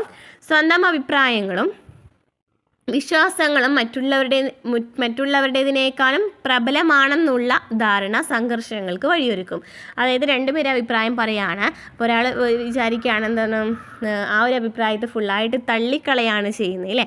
അപ്പോൾ അവിടെ അവിടെ ഒരു പ്രശ്നം ഉണ്ടാക്കുകയാണ് ചെയ്യുന്നത്. അതാണ് പറയുന്നത് സ്വന്തം അഭിപ്രായങ്ങളും വിശ്വാസങ്ങളും അതായത് ഞാൻ പറഞ്ഞാണ് ശരി, എൻ്റെ വിശ്വാസമാണ് ശരിയെന്ന് പറഞ്ഞ് നടക്കുകയാണെന്നുണ്ടെങ്കിൽ അവിടെ എന്ത് സംഭവിക്കും? മറ്റേ അല്ലേ വേറെ ആശയങ്ങൾ പറയുന്ന ആൾക്കാരുമായിട്ടും അവിടെ എന്തുണ്ടാവാൻ ചാൻസ് ഉണ്ട്? സംഘർഷങ്ങൾ ഉണ്ടാവാനായിട്ടുള്ള ചാൻസ് ഉണ്ട്. ഇത്തരം സന്ദർഭങ്ങളിൽ നിയമപരവും രാഷ്ട്രീയവുമായ നിയന്ത്രണങ്ങൾ ആവശ്യമായി വരുന്നു. അങ്ങനത്തെ ഒരു സന്ദർഭങ്ങളിൽ അവിടെ എന്ത് വേണ്ടി വരും? നിയമങ്ങൾ വരുന്നു അല്ലേ. നിയമങ്ങളും ആണെങ്കിലും ശരി നിയന്ത്രണങ്ങളാണെങ്കിലും ശരി ആവശ്യമായിട്ട് വരുന്നുണ്ട്. അപ്പോൾ സ്വാതന്ത്ര്യം എന്ന് വെച്ചാൽ എന്താണെന്ന് മനസ്സിലായെന്ന് വിചാരിക്കുന്നു. സ്വാതന്ത്ര്യം എന്ന് വെച്ചാൽ എന്താണ്? നമുക്ക് അഭിപ്രായ സ്വാതന്ത്ര്യം, ആവിഷ്കാര സ്വാതന്ത്ര്യം, സംഘടനകൾ രൂപീകരിക്കുവാനുള്ള സ്വാതന്ത്ര്യം, എവിടെയും സമ്മേളിക്കുവാനുള്ള സ്വാതന്ത്ര്യം, സഞ്ചാര സ്വാതന്ത്ര്യമൊക്കെ നമുക്കുണ്ട്. പക്ഷെ ഇതിൽ നമ്മൾ ആവിഷ്കാരത്തിനും അഭിപ്രായത്തിൻ്റെയും കാര്യം പറയുകയാണെന്നുണ്ടെങ്കിൽ നമുക്ക് എല്ലാ സ്വാതന്ത്ര്യം പൂർണ്ണമായിട്ട് കിട്ടില്ല. അതായത് നമുക്ക് എന്താ പറയുക, ഇപ്പോൾ രണ്ട് പേരും അഭിപ്രായം പറയുകയാണെന്നുണ്ടെങ്കിൽ ഞാൻ പറയുന്നതാണ് ശരി അല്ലെങ്കിൽ ഞാൻ വിശ്വസിക്കുന്ന ഇതാണ് ശരിയെന്ന് മാത്രം പറഞ്ഞിരിക്കുകയാണെന്നുണ്ടെങ്കിൽ അവിടെ എന്ത് സംഭവിക്കും? ചെറിയ പ്രശ്നങ്ങളൊക്കെ ഉണ്ടാവാനായിട്ടുള്ള ചാൻസ് ഉണ്ട്. അതിനാൽ തന്നെ ഇത് നിയന്ത്രിക്കുന്നതിനായിട്ട് നിയമങ്ങളും കൊണ്ടുവന്നിട്ടുണ്ട്. നെക്സ്റ്റ് വരുന്നതാണ് സമത്വം, ലിബർട്ടി, ഈക്വാലിറ്റി. ലിബർട്ടി എന്ന് വെച്ചാൽ സ്വാതന്ത്ര്യം, ഈക്വാലിറ്റി എന്ന് വെച്ചാൽ എന്താണ്? സമത്വം. ജനാധിപത്യത്തിൽ വളരെ പ്രധാനപ്പെട്ട മൂല്യമാണ് സമത്വം. സമത്വത്തെക്കുറിച്ച് പറയുന്ന ആർട്ടിക്കിൾ ഏതാണ്? അപ്പോൾ ആർട്ടിക്കിൾ 14 അല്ലേ. ജനാധിപത്യത്തിൽ വളരെ പ്രധാനപ്പെട്ട മൂല്യമാണ് സമത്വം. മതം, വർണ്ണം, ലിംഗം, വംശം, ഭാഷ, ദേശീയത എന്നിവയെ അടിസ്ഥാനമാക്കിയുള്ള വിവേചനങ്ങൾക്കതീതമായി ലോകത്തുള്ള എല്ലാ മനുഷ്യരും അതുല്യരും മൂല്യമുള്ളവരുമാണെന്നുള്ള കാഴ്ചപ്പാടാണ് സമത്വം എന്ന് വെച്ചാൽ. അപ്പോൾ സമത്വം എന്ന് വെച്ചാൽ എന്താണ്? എല്ലാവരും സമന്മാരാണ്, എല്ലാവരും തുല്യരാണ് എന്ന് പറയുന്നതാണ് സമത്വം അല്ലേ. അതായത് അവിടെ എന്ത് വരുന്നില്ല? ഒരു മതത്തിൻ്റെ പേരിലാണെങ്കിലും ലിംഗത്തിൻ്റെ പേരിലാണെങ്കിലും വർണ്ണത്തിൻ്റെ പേരിലും വംശത്തിൻ്റെ പേരിലും ഭാഷയുടെ പേരിലും ഒന്നും ഉണ്ടാവില്ല, വിവേചനങ്ങൾ ഉണ്ടാവില്ല. അതിനെയാണെന്ന് പറയുന്നത് സമത്വം എന്ന് പറയുന്നത്. സാർവത്രിക മനുഷ്യാവകാശം എന്ന ആശയത്തിന് പിന്നിലുള്ളതും സമത്വം തന്നെയാണ്. സാർവത്രിക മനുഷ്യാവകാശത്തിന് പിന്നിലുള്ളത് എന്ത് തന്നെയാണ്? സമത്വം തന്നെയാണ്. എന്നാൽ എല്ലാവരെയും എല്ലാ സാഹചര്യങ്ങളിലും ഒരുപോലെ പരിഗണിക്കണം എന്നല്ല സമത്വം കൊണ്ട് അർത്ഥമാക്കുന്നത്. ഓരോരുത്തർക്കും അവരുടെ കഴിവിനനുസരിച്ച് വ്യത്യസ്ത പരിഗണനകൾ കൊടുക്കുന്നത് സമത്വം എന്ന ആശയത്തിൻ്റെ ലംഘനമാണെന്ന് പറയാൻ കഴിയില്ല. ഉദാഹരണമായി സാഹിത്യത്തിന് കൊടുക്കുന്ന പുരസ്കാരമോ കായിക രംഗത്തെ മികച്ച പ്രകടനത്തിന് കൊടുക്കുന്ന മെഡലോ അസമത്വമായി കാണാനായിട്ട് കഴിയില്ല. അപ്പോൾ എല്ലാവരും തുല്യരാണെന്ന് വെച്ചാൽ ഇപ്പം ഒരു പ്രത്യേക ഒരാൾ അല്ലേ ജയിക്കുന്ന ആൾക്ക് മെഡൽ കൊടുക്കുകയാണെന്നുണ്ടെങ്കിൽ അതിന് നമുക്ക് അസമത്വം എന്ന് പറയാനായിട്ട് പറ്റും. അതില്ല. അതാണ് പറയുന്നത്. വ്യത്യസ്തമായ പരിഗണനകൾ നൽകുന്നത് വഴി സമത്വത്തിൽ കൂടുതൽ വിശാലമായ അർത്ഥം ലഭിക്കണം. അപ്പോൾ സമത്വത്തിന് 3 മാനങ്ങളാണുള്ളത്. എന്തൊക്കെയാണ്? രാഷ്ട്രീയ സമത്വമുണ്ട്, സാമൂഹിക സമത്വമുണ്ട്, സാമ്പത്തിക സമത്വമുണ്ട്. രാഷ്ട്രീയ സമത്വം എന്ന് വെച്ചാൽ ഏതൊക്കെയാണ്? വോട്ടവകാശം, തെരഞ്ഞെടുപ്പിൽ മത്സരിക്കുവാനുള്ള അവകാശം, പൊതുസ്ഥാനങ്ങൾ വഹിക്കുന്നതിനുള്ള അവകാശമൊക്കെ എന്താണ്? രാഷ്ട്രീയ സമത്വമാണ്. വോട്ടവകാശം, തെരഞ്ഞെടുപ്പിൽ മത്സരിക്കാനുള്ള അവകാശം, പൊതുസ്ഥാനങ്ങൾ വഹിക്കുന്നതിനുള്ള അവകാശം. ഇനി സാമൂഹിക സാമൂഹിക സമത്വം എന്ന് വെച്ചാൽ വിവേചനങ്ങളുടെ അഭാവം, തുല്യ പദവി, തുല്യ അവസരങ്ങൾ എന്നിവയ്ക്ക് എന്താണ്? സാമൂഹിക അസമത്വമാണ്. വിവേചനങ്ങളുടെ അഭാവം, തുല്യ പദവി, തുല്യ അവസരങ്ങൾ എന്നിവയ്ക്ക് എന്താണ്? സാമൂഹിക അസമത്വമാണ്. ഇനി സാമ്പത്തിക സമത്വം സാമൂഹിക സമത്വമാണ്. ഇനി സാമ്പത്തിക സമത്വം എന്ന് വെച്ചാൽ എന്താണ്? തൊഴിലവകാശം, തുല്യ ജോലിക്ക് തുല്യ വേതനം, വിശ്രമത്തിനുള്ള അവകാശം എന്നിവ സാമ്പത്തിക സമത്വമാണ്. അപ്പം രാഷ്ട്രീയ സമത്വത്തിൽ നിന്നൊക്കെ വരുന്നുണ്ട് വോട്ടവകാശം, തെരഞ്ഞെടുപ്പിൽ മത്സരിക്കുവാനുള്ള അവകാശം, പൊതുസ്ഥാനങ്ങൾ വഹിക്കുന്നതിനുള്ള അവകാശം. സാമൂഹിക സമത്വത്തിൽ നിന്നൊക്കെയാണ് വിവേചനങ്ങളുടെ അഭാവം, തുല്യ പദവി, തുല്യ അവസരങ്ങൾ. ഇനി സാമ്പത്തിക സമത്വം എന്ന് വെച്ചാലോ തൊഴിലവകാശം, തുല്യ ജോലിക്ക് തുല്യ വേതനം, വിശ്രമത്തിനുള്ള അവകാശം എന്നിവയ്ക്ക് എന്താണ്? സാമ്പത്തിക സമത്വമാണ്. ഓക്കെ, നെക്സ്റ്റ് വരുന്നത് നീതിയാണ്. ജനാധിപത്യത്തിൻ്റെ അടിസ്ഥാന മൂല്യങ്ങളിൽ ഒന്നാണ് നീതി. കാലഘട്ടത്തിനനുസരിച്ച് മാറിക്കൊണ്ടിരിക്കുന്നതാണ് നീതി സങ്കല്പം. മനുഷ്യർ എന്ന നിലയിൽ എല്ലാ വ്യക്തികൾക്കും തുല്യവും അർഹവുമായ പരിഗണന നൽകുക എന്നതാണ് ആധുനിക കാഴ്ചപ്പാടിൽ നീതിയുടെ പൊരുൾ എന്ന് പറയുന്നത്. അപ്പോൾ നീതി എന്ന് വെച്ചാൽ എന്താണ്? ജനാധിപത്യത്തിൻ്റെ അടിസ്ഥാന മൂല്യങ്ങളിൽ ഒന്നാണ് നീതി എന്ന് പറയുന്നത്. കാലഘട്ടത്തിനനുസരിച്ച് മാറിക്കൊണ്ടിരിക്കുന്നതാണ് നീതി സങ്കല്പം. അപ്പോൾ നീതിയുടെ 3 തത്വങ്ങൾ നോക്കാം. അപ്പോൾ നമുക്ക് ഡീറ്റെയിൽ ആയിട്ട് മനസ്സിലാവും. എന്ന് വെച്ചാൽ വേറെ ഒന്നുമില്ല, മനുഷ്യരെന്ന നിലയിൽ എല്ലാ വ്യക്തികൾക്കും തുല്യവും അർഹതവുമായിട്ടുള്ള പരിഗണന നൽകുക. മനുഷ്യരെന്ന നിലയിൽ എല്ലാ വ്യക്തികൾക്കും തുല്യവും അർഹമായ പരിഗണന നൽകുന്നതിനെയാണ് നീതി എന്ന് പറയുന്നത്. നീതിക്ക് 3 തത്വങ്ങളുണ്ട്. തുല്യരോട് തുല്യ പരിഗണന എന്ന് വെച്ചാൽ എന്താണ്? തുല്യരോട് തുല്യ പരിഗണന എന്ന് വെച്ചാൽ മനുഷ്യർ എന്ന നിലയിൽ എല്ലാ വ്യക്തികളും തുല്യ അവകാശങ്ങളും തുല്യ പരിഗണനയും അർഹിക്കുന്നുണ്ട്. മനുഷ്യർ എന്ന നിലയിൽ എല്ലാ വ്യക്തികളും തുല്യ അവകാശങ്ങളും തുല്യ പരിഗണനയും അർഹിക്കുന്നുണ്ട്. വർഗം, ജാതി, മതം, ലിംഗം, വംശം എന്നിവയുടെ പേരിൽ യാതൊരു വിവേചനവും പാടില്ല എന്ന് പറയുന്നതാണ് തുല്യരോടുള്ള തുല്യ പരിഗണന എന്നതിൽ പറയുന്നത്. അപ്പോൾ എന്താണ്? മനുഷ്യർ എന്ന നിലയിൽ എല്ലാ വ്യക്തികൾക്കും തുല്യ അവകാശവും തുല്യ പരിഗണനയും അർഹിക്കുന്നുണ്ട്. അതുപോലെ തന്നെ വർഗം, ജാതി, മതം, ലിംഗം, വംശം എന്നിവയുടെ പേരിൽ യാതൊരു വിവേചനവും പാടില്ല. ഇനി നെക്സ്റ്റ് വരുന്നത് ആനുപാതിക നീതിയാണ്. ആനുപാതിക നീതി എന്ന് വെച്ചാൽ എന്താണ്? ഓരോരുത്തരുടെ കഴിവിനും സംഭാവനയ്ക്കും ആനുപാതികമായിരിക്കണം നീതി എന്ന് വെച്ചാൽ എന്താണ്? ഓരോരുത്തരുടെ കഴിവിനും സംഭാവനയ്ക്കും ആനുപാതികമായിരിക്കണം നീതി എന്ന് പറയുന്നത്. ഓരോരുത്തരെയും അവരവരുടെ കഴിവിനനുസരിച്ച് പ്രത്യേകം പരിഗണിക്കുന്നതിൽ അനീതിയില്ല. അപ്പോൾ അവരുടെ കഴിവിനനുസരിച്ച് പ്രത്യേകം പരിഗണിക്കുകയാണെന്നുണ്ടെങ്കിൽ അവിടെ അനീതി വരുന്നില്ല. അപ്പോൾ എന്താണ് ആനുപാതിക നീതി എന്ന് വെച്ചാൽ? ഓരോരുത്തരുടെയും കഴിവിനും സംഭാവനയ്ക്കും ആനുപാതികമായിരിക്കണം നീതി എന്ന് വെച്ചാൽ. അതുപോലെ ഓരോരുത്തരെയും അവരവരുടെ കഴിവിനനുസരിച്ച് പ്രത്യേകം പരിഗണിക്കുന്നതിൽ എന്തില്ല? അനീതിയില്ല. നെക്സ്റ്റ് വരുന്നതാണ് പ്രത്യേക ആവശ്യങ്ങൾ അംഗീകരിക്കൽ. അസമത്വം നിലനിൽക്കുന്ന ഒരു സമൂഹത്തിൽ ആവശ്യത അനുഭവിക്കുന്നവർക്കും പിന്നാക്കം നിൽക്കുന്നവർക്കും പ്രത്യേക അവകാശങ്ങൾ നൽകിയാലേ തുല്യത അനുഭവിക്കാനായിട്ട് കഴിയുള്ളൂ. അല്ലേ? പ്രത്യേക അവകാശങ്ങൾ അവർക്ക് വേണ്ടി നൽകണം. അപ്പോഴും അവിടെ നീതി വരുന്നുണ്ടോ? ഇപ്പോൾ നീതി എന്ന് വെച്ചാൽ എല്ലാവർക്കും തുല്യതാണെന്ന് പറയുന്നുണ്ട്. പക്ഷേ എന്നാണ് പിന്നാക്ക വിഭാഗത്തിൽപ്പെട്ടവർക്കും അല്ലെങ്കിൽ ആ സമൂഹത്തിൽ അവശത അനുഭവിക്കുന്നവർക്കൊക്കെ എന്നാണ് പ്രത്യേക പരിഗണന നൽകുന്നത് അല്ലെ, അവർക്ക് പ്രത്യേക അവകാശങ്ങൾ നൽകണം. തുല്യത ഉറപ്പാക്കുന്നതിനുള്ള സംവരണം പോലുള്ള മാർഗ്ഗങ്ങൾ സ്വീകരിക്കാം. തുല്യത ഉറപ്പാക്കുന്നതിന് നമുക്ക് എന്ത് ഉപയോഗിക്കാം? സംവരണം ഉണ്ട് അല്ലേ, പട്ടികജാതി പട്ടികവർഗ സംവരണമൊക്കെ നമുക്കറിയാവുന്നതാണ്. അപ്പോൾ തുല്യത ഉറപ്പാക്കുന്നതിന് സംവരണം പോലുള്ള മാർഗ്ഗങ്ങൾ സ്വീകരിക്കാനെന്നതിൽ ഒന്നും കുഴപ്പമില്ല. നീതി എന്ന് പറയുമ്പോൾ അവിടെ നിന്ന് വരുന്നില്ല, അനീതി വരുന്നില്ല അല്ലേ. അപ്പോൾ എന്തൊക്കെയാണ്? തുല്യരോടുള്ള തുല്യ പരിഗണനയിൽ നമ്മൾ പറഞ്ഞു, ആനുപാതിക നീതി എന്താണെന്ന് പറഞ്ഞു, പ്രത്യേക ആവശ്യങ്ങൾ അംഗീകരിക്കൽ എന്ന് വെച്ചാലും എന്താണെന്ന് പറഞ്ഞു അല്ലേ. ഇനി വരുന്നത് അവകാശങ്ങൾ, റൈറ്റ്സ് ആണ്. ജനാധിപത്യത്തിൻ്റെ നിലനിൽപ്പിനും വളർച്ചയ്ക്കും അവകാശങ്ങൾ അത്യന്താപേക്ഷിതമാണ്. മനുഷ്യരെന്ന നിലയ്ക്ക് അന്തസ്സുറ്റതും അർത്ഥപൂർണവുമായ ജീവിതം നയിക്കാൻ ആവശ്യമായ സാഹചര്യങ്ങളെയാണ് അവകാശങ്ങൾ എന്ന് പറയുന്നത്. അപ്പോൾ എന്താണ് അവകാശങ്ങൾ? മനുഷ്യരെന്ന നിലയ്ക്ക് അന്തസ്സുറ്റവും അർത്ഥപൂർണവുമായ ജീവിതം നയിക്കാൻ ആവശ്യമായ സാഹചര്യങ്ങളെയാണ് അവകാശങ്ങൾ എന്ന് പറയുന്നത്. നാം ആഗ്രഹിക്കുന്നതും താല്പര്യപ്പെടുന്നതുമായ എല്ലാ അവകാശങ്ങളും, അതായത് നാം ആഗ്രഹിക്കുന്ന എല്ലാ കാര്യങ്ങളും എന്തായിരിക്കില്ല? നമ്മുടെ അവകാശം അല്ല എന്നാണ് പറയുന്നത്. നാം ആഗ്രഹിക്കുന്നതും താല്പര്യപ്പെടുന്നതും എല്ലാ അവകാശത്തിൽ വരുന്നില്ല. അത് കേവലം എന്താണ്? അവകാശവാദം മാത്രമാണ്. അവകാശവാദം മാത്രമാണ്. നിയമപരമായ അംഗീകാരമുള്ള അവകാശവാദങ്ങളെയാണ് അവകാശമായി കണക്കാക്കുന്നത്. നിയമപരമായിട്ട് അംഗീകാരമുള്ള അവകാശവാദങ്ങളെയാണ് അവകാശമായി കണക്കാക്കുന്നത്. അപ്പോൾ നാം ആഗ്രഹിക്കുന്നതും താല്പര്യപ്പെടുന്നതൊക്കെ എല്ലാം അവകാശത്തിൽ വരുന്നില്ല. അവിടെ എന്താണ്? നിയമപരമായിട്ടുള്ള അംഗീകാരം ഉണ്ടെന്നുണ്ടെങ്കിൽ അവകാശവാദങ്ങൾ നമുക്ക് എന്ന് പറയാം, അവകാശം എന്ന് പറയാം. പല പ്രമുഖ രാഷ്ട്രീയ ചിന്തകരും അഭിപ്രായപ്പെടുന്നത് അവകാശങ്ങൾ രാഷ്ട്രത്തിന്റെ രൂപീകരണത്തിന് മുമ്പേ ഉത്ഭവിച്ചതും പ്രകൃതിദത്തവുമാണെന്നാണ്.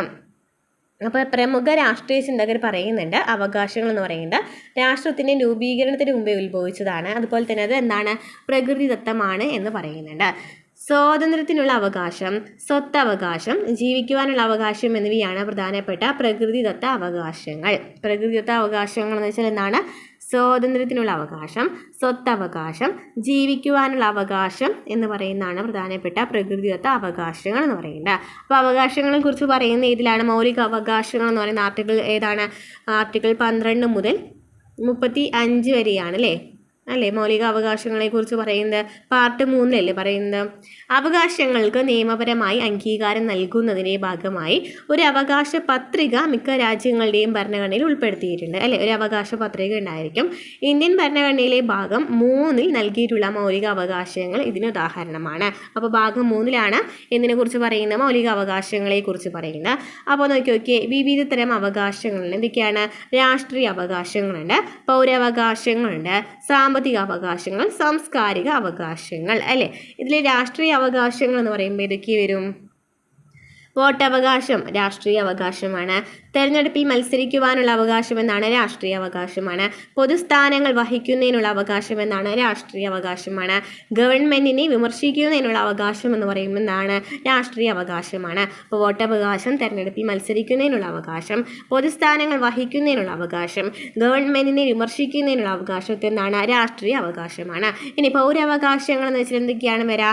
നിയമത്തിന് മുന്നിൽ തുല്യത, സ്വാതന്ത്ര്യവും നീതിയുക്തവുമായ വിചാരണയ്ക്കുള്ള അവകാശം, സ്വാതന്ത്ര്യവും നീതിയുക്തവുമായ വിചാരണയ്ക്കുള്ള അവകാശം, സമ്മേളിക്കുന്നതിനും സംഘടിക്കുന്നതിനുള്ള അവകാശം, അഭിപ്രായ സ്വാതന്ത്ര്യം എന്നിവയ്ക്ക് എന്താണ്? പൗരാവകാശങ്ങളാണ്. ഒരു പൗരൻ്റെ അവകാശമാണ് തുല്യത എന്ന് പറയുന്നത്. അതുപോലെ തന്നെ സ്വാതന്ത്ര്യമായിട്ടുള്ള നീതിയുക്തവുമായിട്ടുള്ള വിചാരണയ്ക്കുള്ള അവകാശം, സമ്മേളിക്കുന്നതിനും സംഘടിക്കുന്നതിനുള്ള അവകാശം, അഭിപ്രായ സ്വാതന്ത്ര്യം. ഇനി സാമ്പത്തിക അവകാശങ്ങൾ എന്ന് വെച്ചാൽ എന്താണ്? ജോലി ചെയ്യുന്നതിനുള്ള അവകാശം എന്നാണ് സാമ്പത്തിക അവകാശമാണ്. പര്യാപ്തമായ കൂലി ലഭിക്കുന്നതിനുള്ള അവകാശം എന്നാണ് സാമ്പത്തിക അവകാശമാണ്. രാഷ്ട്രത്തിൻ്റെ വിഭവങ്ങൾക്കും സമ്പത്തിനും മേലുള്ള തുല്യ അവകാശം എന്ന് വെച്ചാൽ എന്താണ്? സാമ്പത്തിക അവകാശമാണ്. അപ്പോൾ ജോലി ചെയ്യുന്നതിനുള്ള അവകാശം, പര്യാപ്തമായി കൂലി ലഭിക്കുന്നതിനുള്ള അവകാശം, രാഷ്ട്രത്തിൻ്റെ വിഭവങ്ങൾക്കും സമ്പത്തിനും മേലുള്ള തുല്യ അവകാശം എന്നിവ എന്താണ്? സാമ്പത്തിക അവകാശമാണ്. ഇനി സാംസ്കാരിക അവകാശങ്ങൾ എന്ന് വെച്ചാൽ എന്താണ്? ഭാഷ, ലിപി എന്നിവ സംരക്ഷിക്കുന്നതിനുള്ള അവകാശമാണ് സാംസ്കാരിക അവകാശം. ഭാഷ, ലിപി എന്നിവ സംരക്ഷിക്കുന്നതിനുള്ള അവകാശമാണ് സാംസ്കാരിക അവകാശം. മാതൃഭാഷയിൽ വിദ്യാഭ്യാസം ചെയ്യുന്നതിനുള്ള അവകാശത്തെയാണ് സാംസ്കാരിക അവകാശത്തിൽ വരുന്നതാണ്. മാതൃഭാഷയിൽ വിദ്യാഭ്യാസം ചെയ്യാമെന്ന് പറയുന്നതാണ് ഒരു സാംസ്കാരിക അവകാശമാണ്. അതുപോലെ ഭാഷ, ലിപി എന്നിവ സംരക്ഷിക്കുന്നതിനുള്ള അവകാശം എന്ന് പറയുന്നതാണ് സാംസ്കാരിക അവകാശമാണ്. നമുക്കറിയാം ആർട്ടിക്കിൾ 29, 30 ഈ സാംസ്കാരിക അവകാശങ്ങളെ കുറിച്ച് കൂടുതലായിട്ട് പറയുന്നത് അല്ലേ. ന്യൂനപക്ഷങ്ങളെ കുറിച്ചൊക്കെ പറയുന്നതാണ് സാംസ്കാരിക അവകാശങ്ങളിലാണ്. തദ്ദേശീയ ജനതയ്ക്ക് അവരുടെ സാംസ്കാരിക പൈതൃകം സംരക്ഷിക്കുന്നതിനുള്ള അവകാശമാണ് എന്ന് പറയുന്ന സാംസ്കാരിക അവകാശം എന്ന് വെച്ചാൽ. അപ്പോൾ അത്രയൊക്കെയാണ് രാഷ്ട്രീയ അവകാശങ്ങൾ, പൗരാവകാശങ്ങൾ, സാമ്പത്തിക അവകാശങ്ങൾ, സാംസ്കാരിക അവകാശങ്ങൾ എന്നിങ്ങനെയുണ്ട്. നെക്സ്റ്റ് നമ്മൾ നോക്കാൻ പോകുന്ന എന്താണ് നിയമവാഴ്ചയാണ്. ജനാധിപത്യത്തിൻ്റെ അടിസ്ഥാന മൂല്യങ്ങളിൽ ഒന്നാണ് നിയമവാഴ്ച എന്ന് വെച്ചാൽ നിയമത്തിന് മുമ്പിൽ എല്ലാവരും തുല്യരാണെന്നും എല്ലാവർക്കും തുല്യ നിയമ പരിരക്ഷ ലഭിക്കും എന്നതുമാണ് നിയമവാഴ്ചയുടെ അന്തസത്ത. അപ്പോൾ നിയമവാഴ്ച എന്ന് വെച്ചാൽ എന്താണ്? നിയമത്തിന് മുമ്പിൽ എല്ലാവരും തുല്യരാണെന്ന് പറയുന്നതാണ് നിയമവാഴ്ച എന്നുകൊണ്ട് അർത്ഥമാക്കുന്നത് അല്ലേ. രാജ്യത്തെ പൊതു നിയമങ്ങൾ എല്ലാവർക്കും ഒരുപോലെ ബാധകമാണ് അല്ലേ. രാജ്യത്തെ പൊതു നിയമങ്ങൾ എല്ലാവർക്കും ഒരുപോലെ ബാധകമാണ്. ഒരു വിഭാഗത്തിനും പ്രത്യേക നിയമങ്ങൾ ഉണ്ടായിരിക്കുകയില്ല. അതുപോലെ തന്നെ നിയമവ്യവസ്ഥ അനുശാസിക്കുന്ന പ്രക്രിയയിലൂടെയും തത്വങ്ങളിലൂടെയും മാത്രമേ ഗവൺമെൻറ്റിന് അതിൻ്റെ ചുമതലകൾ നിറവേറ്റാനായിട്ട് കഴിയൂ. അപ്പോൾ നിയമവ്യവസ്ഥ അനുശാസിക്കുന്ന പ്രക്രിയയിലൂടെ മാത്രമാണ് ഗവൺമെൻറ്റിന് ആ ചുമതലകളൊക്കെ നിറവേറ്റാനായിട്ട് കഴിയുള്ളൂ. നിയമം എന്ന് പറയുന്നത് എല്ലാവർക്കും തുല്യരാണ് അല്ലേ. എല്ലാവർക്കും എന്നാണ് ഒരുപോലെയാണ് ലഭിക്കുന്നത്. ഒരാൾക്കും പ്രത്യേകിച്ചിട്ടുള്ള നിയമം ഇല്ല എന്നാണ് പറയുന്നത്. ഇനി എന്താണ് ഭരണഘടനാ വ്യവസ്ഥ എന്ന് വെച്ചാൽ എന്താണ്? ആധുനിക ജനാധിപത്യ വ്യവസ്ഥകളെല്ലാം തന്നെ ഭരണഘടന അനുസൃതമായാണ് പ്രവർത്തിക്കുന്നത് അല്ലേ. ആധുനിക ജനാധിപത്യ വ്യവസ്ഥകളെല്ലാം എന്താണ്? ഭരണഘടനയ്ക്ക് അനുസൃതമായിട്ടാണ് അല്ലേ. അപ്പോൾ ഭരണഘടനയിൽ കുറേ നിയമങ്ങളുണ്ട്, കുറേ ആർട്ടിക്കിൾസ് ഉണ്ട്, അതിനനുസൃതമായിട്ടാണ് പ്രവർത്തിക്കുന്നത്. ഇപ്പോൾ നമ്മൾ ഇവിടെ നോക്കിയൊരു ക്വസ്റ്റ്യൻ ചോദിക്കുന്നുണ്ട്, കുറ്റവാളികൾക്ക് പോലീസ് തന്നെ നേരിട്ട് ശിക്ഷ കൊടുക്കുന്നതല്ലേ നല്ലതെന്ന് ചോദിക്കുന്നുണ്ട്. അപ്പോൾ ഇവിടെ ആരാ പറയുന്നത്? പോലീസിനെ ശിക്ഷിക്കുവാനുള്ള അധികാരമില്ല. കുറ്റകൃത്യം തെളിയിക്കപ്പെടാതെ ഒരാളും കുറ്റവാളിയാകുന്നില്ല. അതുകൊണ്ട് തന്നെ ശിക്ഷ കൊടുക്കേണ്ടത് ആരാണ്? കോടതിയാണ്. അപ്പോൾ ഇവിടെ നമുക്ക് പോലീസിന് നേരിട്ട് കുറ്റവാളികൾക്ക് ശിക്ഷ കൊടുക്കാനായിട്ട് പറ്റില്ല, കോടതി മുഖേനയാണെന്ന് പറഞ്ഞു അല്ലേ. അപ്പോൾ അതൊക്കെ എന്തിൽ വരുന്നതാണ്? നിയമവാഴ്ചയുമായി ബന്ധപ്പെട്ട് വരുന്നതാണ് അല്ലേ കോടതി എന്ന് പറയുന്നത്. അപ്പോൾ എന്താണ്? ആധുനിക ജനാധിപത്യ വ്യവസ്ഥകളൊക്കെ എന്താണ്? ഭരണഘടനയ്ക്ക് അനുസൃതമായിട്ടാണ് പ്രവർത്തിക്കുന്നത്. രാഷ്ട്രത്തിൻ്റെ അധികാരം അടിസ്ഥാനമാക്കിയ നിയമങ്ങൾ, പൗരരുടെ അവകാശങ്ങൾ എന്നിവ പ്രതിപാദിച്ചിരിക്കുന്ന അടിസ്ഥാന പ്രമാണമാണ് ഭരണഘടന. ഭരണഘടന എന്ന് വെച്ചാൽ രാഷ്ട്രത്തിൻ്റെ അധികാരം അടിസ്ഥാനമാക്കിയ നിയമങ്ങൾ, പൗരരുടെ അവകാശങ്ങൾ എന്നിവയൊക്കെ എന്തിന് പറയുന്നുണ്ട്? ഭരണഘടനാ വ്യവസ്ഥയിൽ പറയുന്നുണ്ട് അല്ലേ. ഭരണഘടനയിൽ പറയുന്നുണ്ട്. രാഷ്ട്രത്തിൻ്റെ അധികാരങ്ങൾക്കൊപ്പം പൗരരുടെ മൗലിക അവകാശങ്ങളും ഭരണഘടനയിൽ രേഖപ്പെടുത്തിയിരിക്കുന്നു. രാഷ്ട്രത്തിൻ്റെ അധികാരങ്ങളും അവകാശങ്ങളും മാത്രമല്ല പൗരരുടെ മൗലിക അവകാശങ്ങളും എന്തിൽ പറയുന്നുണ്ട്? ഭരണഘടനയിൽ പറയുന്നുണ്ട്. എന്നാൽ പൗരരുടെ മൗലിക അവകാശങ്ങളിൽ കൈകടത്താൻ ഗവൺമെൻറ്റിന് ചില പരിധികൾ ഉണ്ടായിരിക്കും. എല്ലാത്തിലും നമുക്ക് അതായത് പൗരരുടെ മൗലിക അവകാശങ്ങളിൽ നേരിട്ട് കൈകടത്താനൊന്നും പറ്റില്ല അല്ലേ ഗവൺമെൻറ്റിന്. അപ്പോൾ അതിനൊക്കെ എന്താണ്? കുറച്ച് പരിധികളുണ്ട് എന്നാണ് പറയുന്നത്. ഓക്കെ, അപ്പോൾ ഭരണഘടന എന്താണെന്ന് പറഞ്ഞു. ഭരണഘടനയാണ് അപ്പോൾ നമ്മൾ പറഞ്ഞല്ലേ. ഭരണഘടന എന്ന് വെച്ചാൽ എന്താണ്? കുറേ നിയമങ്ങളും അല്ലെ രാഷ്ട്രത്തിന് അധികാരം അടിസ്ഥാനമാക്കിയിട്ടുള്ള നിയമങ്ങളും പൗരരുടെ അവകാശങ്ങളും ഒക്കെ എന്തിൽ പറയുന്നുണ്ട്? കോൺസ്റ്റിറ്റ്യൂഷനിൽ അതായത് ഭരണഘടനയിൽ പറയുന്നുണ്ട്. ഇനി അധികാരം വേർതിരിക്കൽ, സെപ്പറേഷൻ ഓഫ് പവേഴ്സ്. ഗവൺമെൻറ്റിൻ്റെ ഘടകങ്ങളായ നിയമനിർമ്മാണം, കാര്യനിർവഹണം, നീതിന്യായം എന്നീ വിഭാഗങ്ങൾ തമ്മിലുള്ള അധികാര വേർതിരിവ് ജനാധിപത്യ വ്യവസ്ഥയിൽ വളരെ പ്രധാനപ്പെട്ടതാണ്. അപ്പോൾ നിയമനിർമ്മാണം എന്ന് വെച്ചാൽ എന്താണ്? നിയമം നടപ്പിലാക്കുന്നതാണ് അല്ലേ. കാര്യനിർവഹണം എന്ന് വെച്ചാലോ നിയമനിർമ്മാണം എന്ന് വെച്ചാൽ നിയമം നിർമ്മിക്കുകയാണ് ചെയ്യുന്നത്. കാര്യനിർവഹണത്തിൽ എന്താണ്? നിയമങ്ങൾ നടപ്പിലാക്കുകയാണ് ചെയ്യുന്നത്. നീതിന്യായം എന്ന് വെച്ചാൽ എന്താണ്? ഇതിലെന്തെങ്കിലും തർക്കങ്ങളുണ്ടെന്നുണ്ടെങ്കിൽ തീർപ്പ് കൽപ്പിക്കുന്നതാണ് നീതിന്യായം എന്ന് പറയുന്നത്. ഈ 3 വിഭാഗങ്ങളും അവരവരുടെ മേഖലയിൽ സ്വതന്ത്രമായി നിലനിൽക്കുന്നതിനോടൊപ്പം മറ്റു ഘടകങ്ങളുടെ പ്രവർത്തനങ്ങളെ പരിശോധനയ്ക്ക് വിധേയമാക്കുകയും ചെയ്യുന്നു. അപ്പോൾ ഇവർ അവരുടെ അതായത് ഇപ്പോൾ നിയമനിർമ്മാണമാണെന്നുണ്ടെങ്കിൽ അവരുടെ മേഖലയിൽ അത് കറക്റ്റായിട്ട് എല്ലാ കാര്യങ്ങളും ചെയ്യുന്നുണ്ട്. അതിനൊപ്പം തന്നെ മറ്റ് ഘടകങ്ങളെ വിശദമായിട്ട് പരിശോധനയ്ക്ക് വിധേയമാക്കുന്നുണ്ട്. ഈ അധികാരങ്ങളെല്ലാം ഒരു വിഭാഗത്തിൽ കേന്ദ്രീകരിക്കുകയാണെങ്കിൽ അത് സ്വേച്ഛാധിപത്യത്തിലേക്ക് നയിക്കുകയും ജനങ്ങളുടെ സ്വാതന്ത്ര്യത്തെയും അവകാശങ്ങളെയും അപകടത്തിലാക്കുകയും ചെയ്യണം. അപ്പോൾ ഇതിലെന്ന് വെച്ചാൽ നമുക്കറിയാം നമ്മുടെ ഗവൺമെൻറ് 3ആയിട്ട് ഡിവൈഡ് ചെയ്തിട്ടുണ്ടെന്ന് പറഞ്ഞു. ഇത് അല്ലാതെ ഒരാളിലാണെന്നുണ്ടെങ്കിൽ നമുക്കിത് പറയാം അതെന്ന് പറയുന്നത് ഒരു സ്വേച്ഛാധിപത്യം എന്ന് പറയുന്നതാണെന്ന് പറയാം അല്ലേ. അതായത് ജനങ്ങളുടെ സ്വാതന്ത്ര്യത്തെയൊക്കെ എന്താണ് മാനിക്കുകയാണ് ചെയ്യുന്നത്, അല്ലെങ്കിൽ അവരെ അപകടത്തിലാക്കുന്നതാണ്. ഇങ്ങനെ ഒരാൾക്ക് മാത്രമാണ് എല്ലാ കാര്യങ്ങളും കൊണ്ടുവരാണെന്നുണ്ടെങ്കിൽ. അപ്പോൾ അതിനാൽ തന്നെയാണ് ഇവ 3ഉം എന്താണ് ഡിഫറെൻ്റ് അല്ലേ മൂന്നാളുകളിലേക്ക് അതായത് 3 ഘടകങ്ങളിലേക്ക് കൊണ്ടുവന്നത്. അതായത് നിയമനിർമ്മാണം, കാര്യനിർവഹണം, നീതിന്യായം എന്ന് പറയുന്ന 3 വിഭാഗങ്ങളിലേക്ക് കൊണ്ടുവന്നതാണ്. ഇനി തെരഞ്ഞെടുപ്പും പ്രാതിനിധ്യവും. ആധുനിക ജനാധിപത്യ രാഷ്ട്രങ്ങൾ പൊതുവെ പിന്തുടരുന്നത് പരോക്ഷ ജനാധിപത്യ വ്യവസ്ഥയാണെന്നുള്ള കാര്യം നമ്മൾ പറഞ്ഞു. പരോക്ഷ ജനാധിപത്യത്തിൽ ജനങ്ങളുടെ ഭരണം, എന്നാൽ ജനപ്രതിനിധികൾ ജനങ്ങൾക്ക് വേണ്ടി ഭരണം നടത്തുന്നു എന്നാണ് അർത്ഥം അല്ലേ. ജനപ്രതിനിധികൾ ജനങ്ങൾക്ക് വേണ്ടി ഭരണം നടത്തുന്നു. ജനപ്രതിനിധികളെ തിരഞ്ഞെടുക്കുന്നതിന് വേണ്ടി സ്വീകരിക്കുന്ന സമ്പ്രദായമാണ് തെരഞ്ഞെടുപ്പ്. ജനപ്രതിനിധികളെ തിരഞ്ഞെടുക്കുന്നത് എങ്ങനെയാണ്? തെരഞ്ഞെടുപ്പിലൂടെയാണ്. തെരഞ്ഞെടുപ്പുകൾ സ്വതന്ത്രവും നീതിപൂർവകവും കൃത്യമായ ഇടവേളകളിലുമായിരിക്കണം. ഇതിനായി രാഷ്ട്രത്തിൻ്റെ ഭരണഘടനയിൽ വോട്ടവകാശം, തെരഞ്ഞെടുപ്പുകളുടെ മേൽനോട്ടം തുടങ്ങിയവയെ സംബന്ധിക്കുന്ന അടിസ്ഥാന വ്യവസ്ഥകൾ ഉൾപ്പെടുത്തേണ്ടതുണ്ട്. അപ്പോൾ തെരഞ്ഞെടുപ്പ് നടക്കുന്നതിനായിട്ട് വോട്ടവകാശം വേണം, അതുപോലെ തന്നെ തെരഞ്ഞെടുപ്പുകളുടെ മേൽനോട്ടം വേണം അല്ലേ. ഇതൊക്കെ എന്തിൽ പറയുന്നുണ്ട്? നമ്മുടെ ഭരണഘടനയിൽ പറയുന്നുണ്ട് അല്ലേ, ഭരണഘടനയിൽ പ്രകാരം തെരഞ്ഞെടുപ്പിൽ പറയുന്നുണ്ട്. അപ്പോൾ നമ്മൾ പറഞ്ഞു എങ്ങനെയാണ് പരോക്ഷ ജനാധിപത്യമാണ് ഇപ്പോൾ കൂടുതലായിട്ട് നടപ്പിലാക്കുന്നത് എന്ന് പറഞ്ഞു. നെക്സ്റ്റ് വരുന്നത് എന്താണ്, മതേതരത്വമാണ്. മതേതരത്വം എന്ന് വെച്ചാൽ എന്താണ്, മതേതരത്വം എന്ന ആശയത്തിൻ്റെ അടിസ്ഥാനം രാഷ്ട്രവും മതവും തമ്മിലുള്ള കൃത്യമായ വേർതിരിവാണ്. മതേതരത്വം എന്ന് വെച്ചാൽ എന്താണ്, അടിസ്ഥാനം, മതേതരത്തിൻ്റെ അടിസ്ഥാനം എന്ന് വെച്ചാൽ രാഷ്ട്രവും മതവും തമ്മിലുള്ള കൃത്യമായ വേർതിരിവാണ്. രാഷ്ട്രത്തിന് ഔദ്യോഗിക മതമുണ്ടോ? ഇല്ല അല്ലേ, രാഷ്ട്രത്തിന് ഔദ്യോഗിക മതം ഉണ്ടായിരിക്കില്ല. അതേസമയം പൗരർക്ക് ഏത് മതത്തിൽ വേണമെങ്കിലും വിശ്വസിക്കുവാനുള്ള സ്വാതന്ത്ര്യം ഉണ്ടായിരിക്കും. അപ്പോൾ രാഷ്ട്രത്തിന് ഔദ്യോഗിക മതമൊന്നുമില്ല, ഓരോരുത്തർക്കും ഏത് മതം വേണമെന്നുണ്ടെങ്കിലും സ്വീകരിക്കാനായിട്ട് പറ്റും. രാഷ്ട്രം എല്ലാ മതങ്ങളെയും തുല്യരായി പരിഗണിക്കും. ഒരു ജനാധിപത്യ വ്യവസ്ഥയിൽ മതേതരത്വം രണ്ട് രീതിയിൽ പ്രസക്തമാണ്. ഒന്നാമത് പറയുന്നത് എന്താണ്, മതങ്ങളെ ന്യൂനപക്ഷ ഭൂരിപക്ഷ ഭേദമന്യേ തുല്യമായി പരിഗണിക്കുന്നു. ഒന്നാമത്തെ കാര്യം എന്താണ്, മതങ്ങളെ ന്യൂനപക്ഷ ഭൂരിപക്ഷ ഭേദമന്യേ തുല്യമായി പരിഗണിക്കുന്നു. രാഷ്ട്രത്തിന് ഔദ്യോഗിക മതം ഇല്ലാത്തത് കൊണ്ട് തന്നെ മതത്തിന്റെ അടിസ്ഥാനത്തിൽ ഏതെങ്കിലും സമുദായത്തോട് വിവേചനം കാണിക്കില്ല. അപ്പോൾ രാഷ്ട്രത്തിന് ഔദ്യോഗികമായിട്ട് മതമില്ലാത്ത കാരണം മതത്തിന്റെ പേരിൽ അവിടെ ഒരു വിവേചനം നടക്കുന്നില്ല.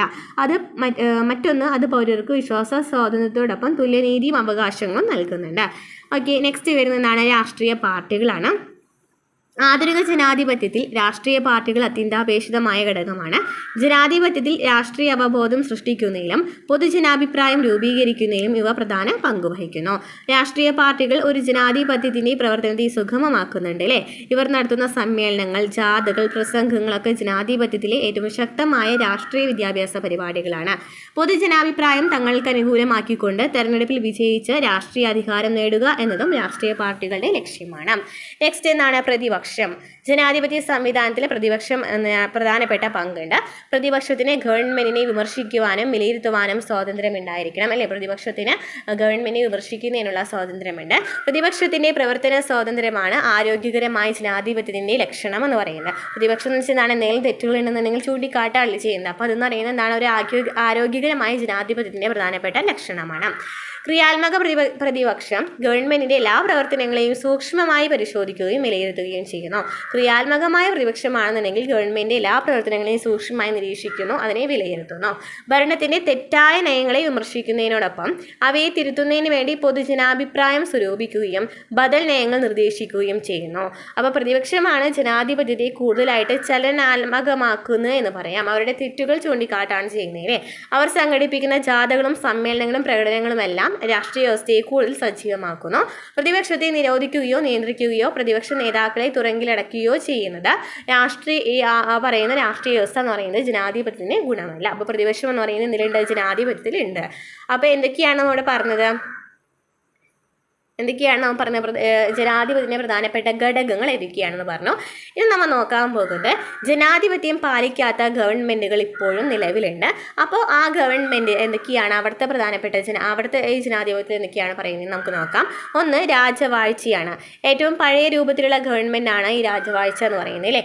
അധികാരം പാരമ്പര്യമായിട്ടാണ് അവിടെ കൈമാറ്റം ചെയ്യുക അല്ലേ. രാഷ്ട്രത്തിൻ്റെ അധികാരം മുഴുവൻ രാജാവ് അല്ലെങ്കിൽ രാജ്ഞിയിലായിരിക്കും. ഇനി സ്വേച്ഛാധിപത്യം എന്ന് വെച്ചാൽ എന്താണ്, രാഷ്ട്രത്തിൻ്റെ അധികാരം മുഴുവൻ ഒരു വ്യക്തിയിലായിരിക്കും. സ്വേച്ഛാധിപത്യം എന്ന് പറയുന്നത് സ്വേച്ഛാധിപത്യമുള്ള രാജ്യങ്ങളുണ്ടായിരുന്നു എന്നാണ് പറയുന്നത്. അപ്പോൾ രാഷ്ട്രത്തിൻ്റെ അധികാരം മുഴുവൻ അവിടെ ഒരു വ്യക്തിയിൽ തന്നെയാണ്. രാഷ്ട്രത്തിൻ്റെ പരമോന്നത നേതാവായിട്ട് മാറുന്ന വ്യക്തിയെ ചോദ്യം ചെയ്യാനോ വിമർശിക്കുവാനോ ഒന്നും ആർക്കും സ്വാതന്ത്ര്യം ഉണ്ടായിരിക്കില്ല. അതുപോലെ തെരഞ്ഞെടുപ്പ് ഉൾപ്പെടെയുള്ള എല്ലാത്തരം ജനാധിപത്യ സംവിധാനങ്ങളും നിരോധിച്ചിട്ടുണ്ടായിരിക്കും സ്വേച്ഛാധിപത്യത്തിൽ. അപ്പം എന്താ പറയുക, രാജവാഴ്ചയാണെങ്കിൽ രാജാവിനാണല്ലേ, അതായത് പാരമ്പര്യമായിട്ട് കൈമാറ്റം ചെയ്യപ്പെടുന്ന രീതിയാണ് രാജവാഴ്ച. സ്വേച്ഛാധിപത്യത്തിൽ വെച്ചാൽ ഒരു വ്യക്തിയിൽ തന്നെയായിരിക്കും, അതായത് അവിടെ ആ വ്യക്തിയെ നമുക്ക് വിമർശിക്കാനൊന്നും പറ്റില്ല. അതുപോലെ തന്നെ അവിടെ വോട്ടൊന്നും ഉണ്ടായിരിക്കില്ല. നെക്സ്റ്റ് എന്താണ്, സൈനിക സ്വേച്ഛാധിപത്യം. സൈന്യം നേരിട്ട് ഭരണം നടത്തുന്നതാണ് സൈനിക സ്വേച്ഛാധിപത്യം. ജനാധിപത്യ അവകാശങ്ങളോ ജനാധിപത്യത്തിൽ മറ്റ് സംവിധാനങ്ങളോ ഉണ്ടായിരിക്കുകയില്ല. പ്രതിഷേധങ്ങളെയും വിമർശനങ്ങളെയും സൈനിക ശക്തി ഉപയോഗിച്ചിട്ടാണ് അവിടെ അടിച്ചമർത്തുന്നത്. പ്രതിഷേധങ്ങളൊക്കെ എന്താണ്, സൈനിക ശക്തി ഉപയോഗിച്ച് അടിച്ചമർത്തുന്നു. ഇനി പാർട്ടി സ്വേച്ഛാധിപത്യം എന്ന് വെച്ചാൽ എന്താണ്, ഒരു രാഷ്ട്രീയ പാർട്ടി മാത്രം ഭരണം നടത്തുന്നതിനെയാണ് പാർട്ടി സ്വേച്ഛാധിപത്യം എന്ന് പറയുന്നത്. രാഷ്ട്രത്തിൻ്റെ അധികാരങ്ങൾ മുഴുവൻ പാർട്ടിയിൽ കേന്ദ്രീകരിച്ചിരിക്കുന്നു. രാഷ്ട്രത്തിൻ്റെ അധികാരങ്ങൾ മുഴുവൻ എന്താണ്, ഒരു പാർട്ടിയിൽ തന്നെയാണ് കേന്ദ്രീകരിച്ചിട്ടുള്ളത്. അഭിപ്രായ സ്വാതന്ത്ര്യം ഉൾപ്പെടെയുള്ള ജനാധിപത്യ മൂല്യങ്ങൾ പൂർണ്ണമായും വിലക്കിയിരിക്കുന്നു. അഭിപ്രായ സ്വാതന്ത്ര്യം ഉൾപ്പെടെയുള്ള ജനാധിപത്യ മൂല്യങ്ങൾ പൂർണ്ണമായിട്ടും വിലക്കിയിരിക്കുന്നു. ഇനി മതരാഷ്ട്രം എന്ന് വെച്ചാൽ എന്താണ്? മത നിയമങ്ങൾ അനുസരിച്ച് പുരോഹിതൻ നേരിട്ട് രാഷ്ട്രഭരണം നടത്തുന്നതിനെയാണ് മതരാഷ്ട്രം എന്ന് പറയുന്നത്. പുരോഹിതനാണ് അവിടെ ഭരണം നടത്തുന്നത്. അതുപോലെ രാഷ്ട്രത്തിൻ്റെ ഔദ്യോഗിക മതം ഉണ്ടായിരിക്കും അവിടെ. അതുപോലെ ഔദ്യോഗിക മതം വിശ്വസിക്കാനും പിന്തുടരാനും എല്ലാവരും നിർബന്ധിതമാണ്. അവിടുത്തെ ഔദ്യോഗിക മതം ഏതാണോ അത് എല്ലാവരും വിശ്വസിക്കണം, അത് പിന്തുടരണം. അതാണ് മതരാഷ്ട്രം എന്നതുകൊണ്ട് അർത്ഥമാക്കുന്നത്. ഇനി നമുക്ക് ഇന്ത്യയിലേക്ക് കിടക്കാം. ഇന്ത്യൻ ജനാധിപത്യം എന്ന് വെച്ചാൽ എന്താണ്? ലോകത്തിലെ ഏറ്റവും വലിയ ജനാധിപത്യ രാജ്യമാണ് ഇന്ത്യ. ഇത്രയധികം ആളുകൾ പങ്കെടുക്കുന്ന ജനാധിപത്യ പ്രക്രിയ ലോകത്ത് മറ്റൊരിടത്തും ഉണ്ടായിരിക്കില്ല. തെരഞ്ഞെടുപ്പുകൾ ജനാധിപത്യ വ്യവസ്ഥയിൽ അനിവാര്യ ഘടകമാണ്. അപ്പോൾ എന്തൊക്കെയാണ് ഇന്ത്യൻ ജനാധിപത്യത്തിൻ്റെ സവിശേഷതകൾ നമുക്ക് നോക്കാം. എന്തുകൊണ്ടായിരിക്കും ഇന്ത്യ ജനാധിപത്യം സ്വീകരിച്ചിട്ടുള്ളത്? എന്തുകൊണ്ടായിരിക്കും? ജനാധിപത്യ മൂല്യങ്ങൾ ഇന്ത്യൻ സ്വാതന്ത്ര്യ സമരത്തെയും അതിൻ്റെ നേതൃത്വത്തെയും വളരെയധികം സ്വാധീനിച്ചിരുന്നു. സ്വാതന്ത്ര്യ സമരത്തിലെ പ്രക്ഷോഭങ്ങളെല്ലാം ജനാധിപത്യ രീതികൾ അവലംബിച്ചിരുന്നു. അതുപോലെ തന്നെ സാംസ്കാരികമായും ഭൂമിശാസ്ത്രപരമായും ഇത്രയധികം വൈവിധ്യങ്ങളുള്ള പ്രദേശത്തെ രാഷ്ട്രീയമായി ഏകീകരിക്കണമെങ്കിൽ ജനാധിപത്യ സംവിധാനത്തിന് മാത്രമേ കഴിയുള്ളൂ എന്നത് അന്നത്തെ നേതാക്കന്മാർ മനസ്സിലാക്കിയിരുന്നു. അതായത് ഇവിടെ നമുക്കറിയാം, നമ്മുടെ ഇന്ത്യയിലാണെന്നുണ്ടെങ്കിൽ കുറേ സംസ്കാരങ്ങളുണ്ട്, കുറേ മതങ്ങളുണ്ട് അല്ലേ? അങ്ങനെ അപ്പോൾ ഇവരൊക്കെ നമുക്ക് രാഷ്ട്രീയമായിട്ട് ഏകീകരിക്കണമെന്നുണ്ടെങ്കിൽ എന്ത് വേണം? ജനാധിപത്യം വേണമെന്ന് അന്ന് നേതാക്കന്മാർ മനസ്സിലാക്കി. വ്യത്യസ്ത ആശയങ്ങൾ സംവദിക്കുന്നതിനുള്ള വേദി ഒരുക്കുന്നത് ജനാധിപത്യം മാത്രമാണ് അല്ലേ? എല്ലാ ആശയങ്ങളും സംവദിക്കുന്നതിനുള്ള വേദി എന്നാണ് ജനാധിപത്യത്തിൽ മാത്രമാണ്. ഭരണകൂടങ്ങളുടെ സമാധാനപരമായ അധികാര കൈമാറ്റവും അതുപോലെ ജനങ്ങളുടെ പരാതികളും പ്രതിഷേധങ്ങളും രേഖപ്പെടുത്താൻ അവസരം നൽകുന്നതും ജനാധിപത്യ വ്യവസ്ഥയിൽ മാത്രമാണെന്ന് സ്വാതന്ത്ര്യ ഇന്ത്യയുടെ ശില്പികൾ മനസ്സിലാക്കിയിരുന്നു. അപ്പോൾ ജനങ്ങളുടെ പരാതികളും പ്രതിഷേധങ്ങളും ഒക്കെ രേഖപ്പെടുത്തണം എന്നുണ്ടെങ്കിൽ അതിന് അവസരം നൽകുന്നതൊക്കെ എന്താണ്? ജനാധിപത്യത്തിലൂടെയാണെന്ന് മനസ്സിലാക്കിയിട്ടുണ്ടായിരുന്നു. അതുകൊണ്ട് തന്നെ സ്വാതന്ത്ര്യം ലഭിച്ചപ്പോൾ ഇന്ത്യ ഒരു ജനാധിപത്യ വ്യവസ്ഥ നടപ്പാക്കാൻ തീരുമാനിക്കുകയും അതിനുവേണ്ടി ഒരു ഭരണഘടന എഴുതി തയ്യാറാക്കുകയും ചെയ്തു. എങ്ങനെയാണ് ഇന്ത്യ ഈ ഒരു ഭരണഘടനയ്ക്ക് വന്നതെന്നാണ് പറയുന്നത്. ജസ്റ്റ് ഒന്ന് വായിച്ചു വെച്ചിരിക്കാം. ഇനി ഇന്ത്യയിലെ പാർലമെന്ററി വ്യവസ്ഥയാണ് ഇന്ത്യക്കുള്ളത് എന്ന് പറഞ്ഞു. ഇന്ത്യയിൽ പാർലമെന്റിന് 2 സഭകളുണ്ട് അല്ലേ? ലോകസഭയുണ്ട്, രാജ്യസഭയുണ്ട്. ഉപരിസഭ എന്ന് വെച്ചാൽ ഏതാണ്? രാജ്യസഭയാണ്. അധോസഭയാണ് ലോകസഭ. അത് നമ്മൾ എങ്ങനെ പഠിച്ചിട്ടുള്ളത്? അധോലോകം എന്ന് പഠിച്ചു അല്ലേ? അപ്പോൾ അധോസഭയാണ് ലോകസഭ, ഉപരിസഭയാണ് രാജ്യസഭ. ലോകസഭയിൽ ഭൂരിപക്ഷം നേടുന്ന പാർട്ടിയോ മുന്നണിയോ ആയിരിക്കും മന്ത്രിസഭ രൂപീകരിക്കുന്നത്. അപ്പോൾ ലോകസഭയിലാണെന്നുണ്ടെങ്കിൽ അവിടെ ഏത് പാർട്ടിക്കാണോ കൂടുതൽ ഭൂരിപക്ഷമുള്ളത് ആ പാർട്ടിയുടെ നേതാവാണ് അവിടെ വഹിക്കുന്നത് അല്ലേ? ഇനി രാഷ്ട്രത്തലവൻ പ്രസിഡന്റ് ആണെന്നുണ്ടെങ്കിലും അദ്ദേഹത്തിന് അധികാരങ്ങൾ നാമമാത്രമാണ്. നമ്മൾ നേരത്തെ പറഞ്ഞു അല്ലേ? പ്രസിഡന്റിനെയാണ് നമ്മൾ രാഷ്ട്രത്തലവൻ എന്ന് പറഞ്ഞെങ്കിലും അതിന് അധികാരങ്ങൾ എന്ന് പറയുന്നത് നാമമാത്രമാണ്. അതായത് പ്രധാനമന്ത്രിയുടെ അല്ലെങ്കിൽ മന്ത്രിസഭയുടെ ഉപദേശം അനുസരിച്ച് മാത്രമാണ് പ്രസിഡന്റിന് എല്ലാ കാര്യങ്ങളും ചെയ്യാനായിട്ട് പറ്റുള്ളൂ. യഥാർത്ഥ അധികാരങ്ങൾ നിർവഹിക്കുന്ന പ്രധാനമന്ത്രിയുടെ നേതൃത്വത്തിലുള്ള മന്ത്രിസഭയായിരിക്കും. മന്ത്രിസഭയ്ക്ക് പാർലമെന്റിനോട് കൂട്ടുത്തരവാദിത്തം ഉണ്ടായിരിക്കും.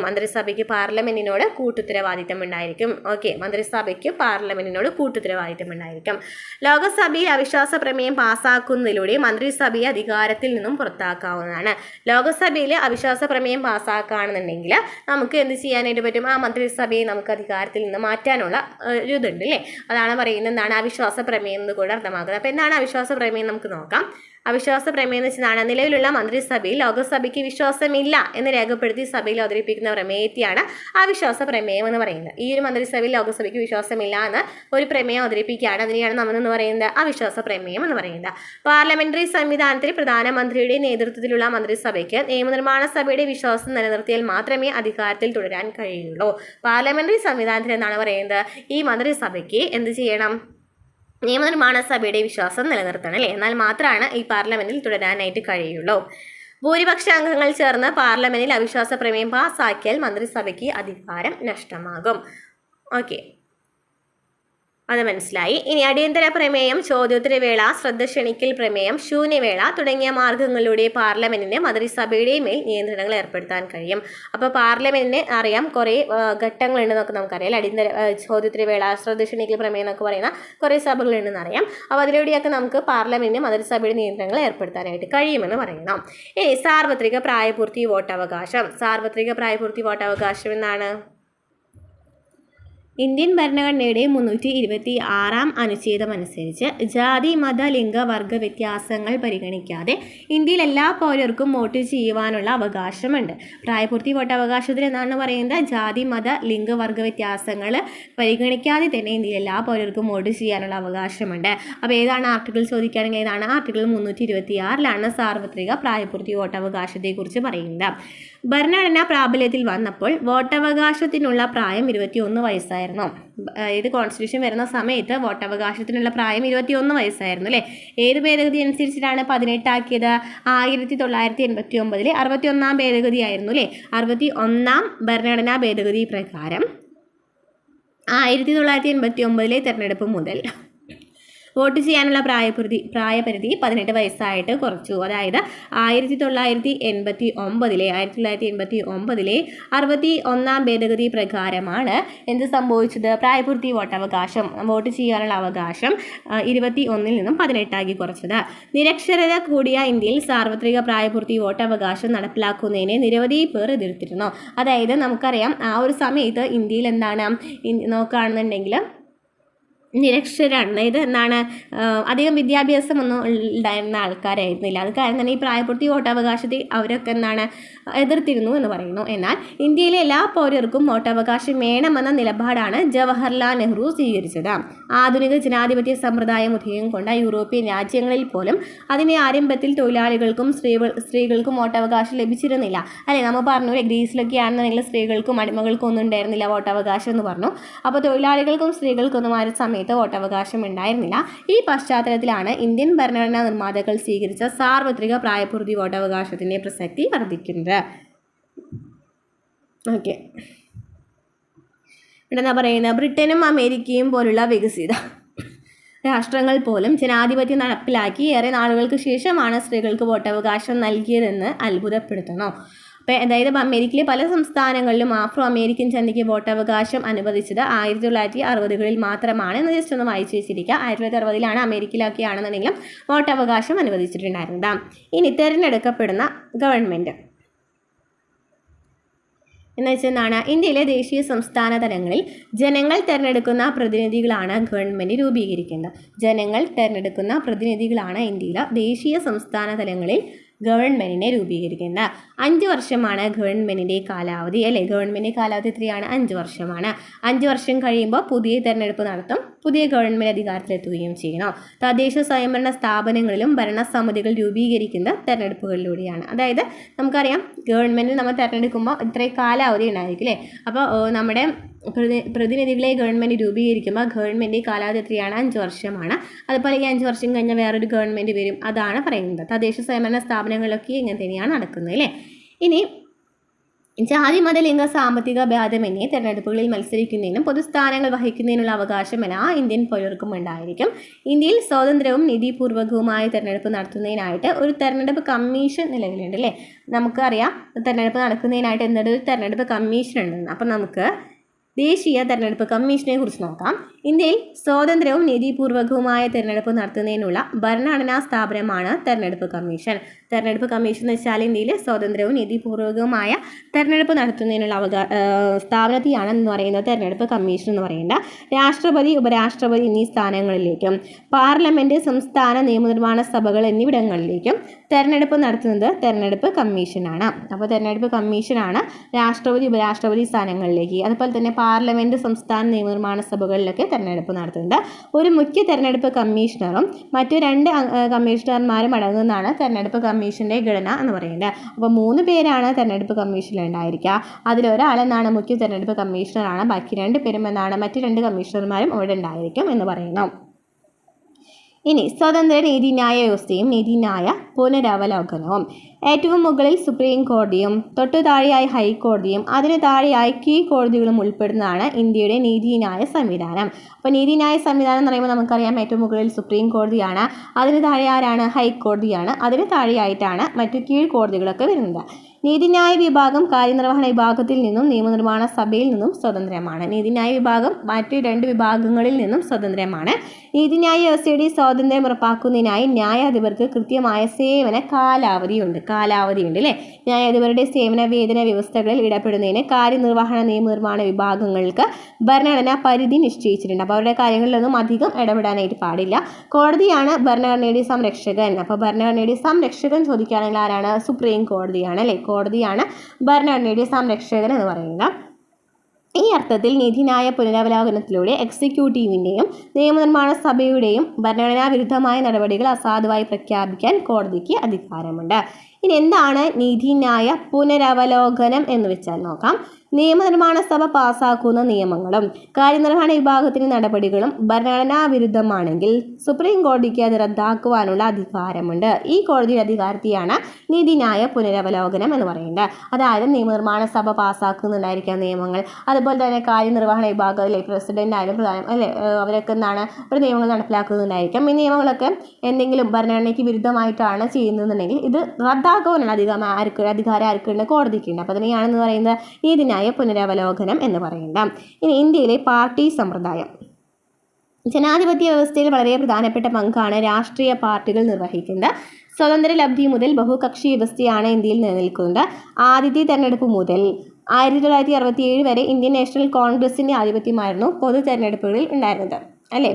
ആദ്യം നോക്കുകയാണെങ്കിൽ INCക്കാണ് അല്ലേ, ഇന്ത്യൻ നാഷണൽ കോൺഗ്രസ് ആണ് ഈ തെരഞ്ഞെടുപ്പിനൊക്കെ കൂടുതലായിട്ട് പ്രാധാന്യമുണ്ടായിരുന്നത്. അവർക്കായിരുന്നു കൂടുതൽ ആധിപത്യം ഉണ്ടായിരുന്നത്. അതിനുശേഷം ദേശീയ തലത്തിൽ കോൺഗ്രസ് അധികാരം നിലനിർത്തിയെങ്കിലും പല സംസ്ഥാനങ്ങളിലും അധികാരം നഷ്ടമായി.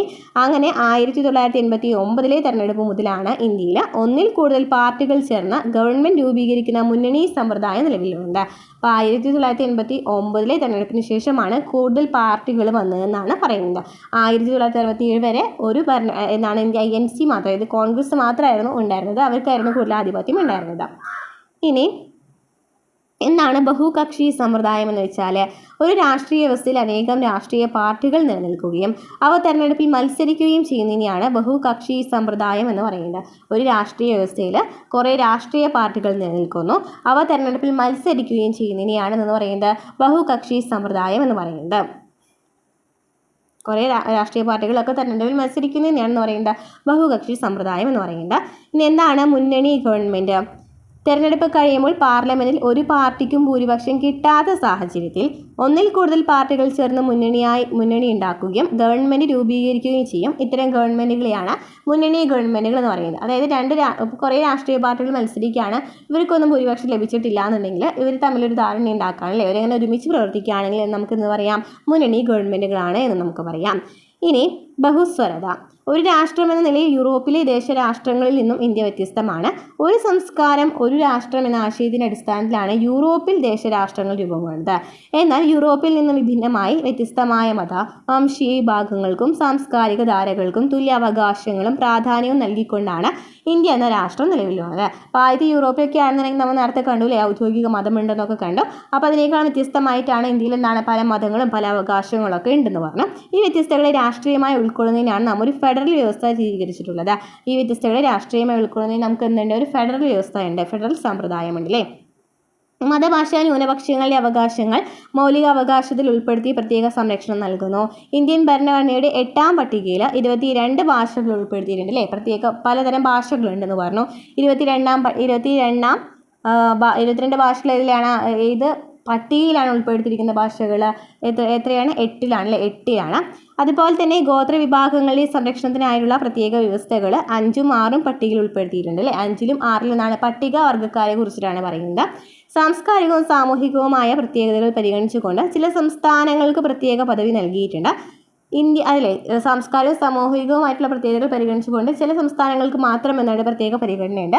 ഇന്ത്യ എന്ന് പറയുന്നത് ഒരു മതേതര രാഷ്ട്രമാണ്. ഇന്ത്യൻ ഭരണഘടനയുടെ ആമുഖത്തിൽ തന്നെ ഇത് വ്യക്തമാക്കുന്നുണ്ട്. രാഷ്ട്രത്തിന് ഔദ്യോഗിക മതം ഇല്ല, എല്ലാ മതങ്ങളെയും തുല്യമായി പരിഗണിക്കണം. പലർക്ക് ഏത് മതത്തിൽ വേണമെങ്കിലും വിശ്വസിക്കുവാനുള്ള സ്വാതന്ത്ര്യം ഉണ്ടായിരിക്കും.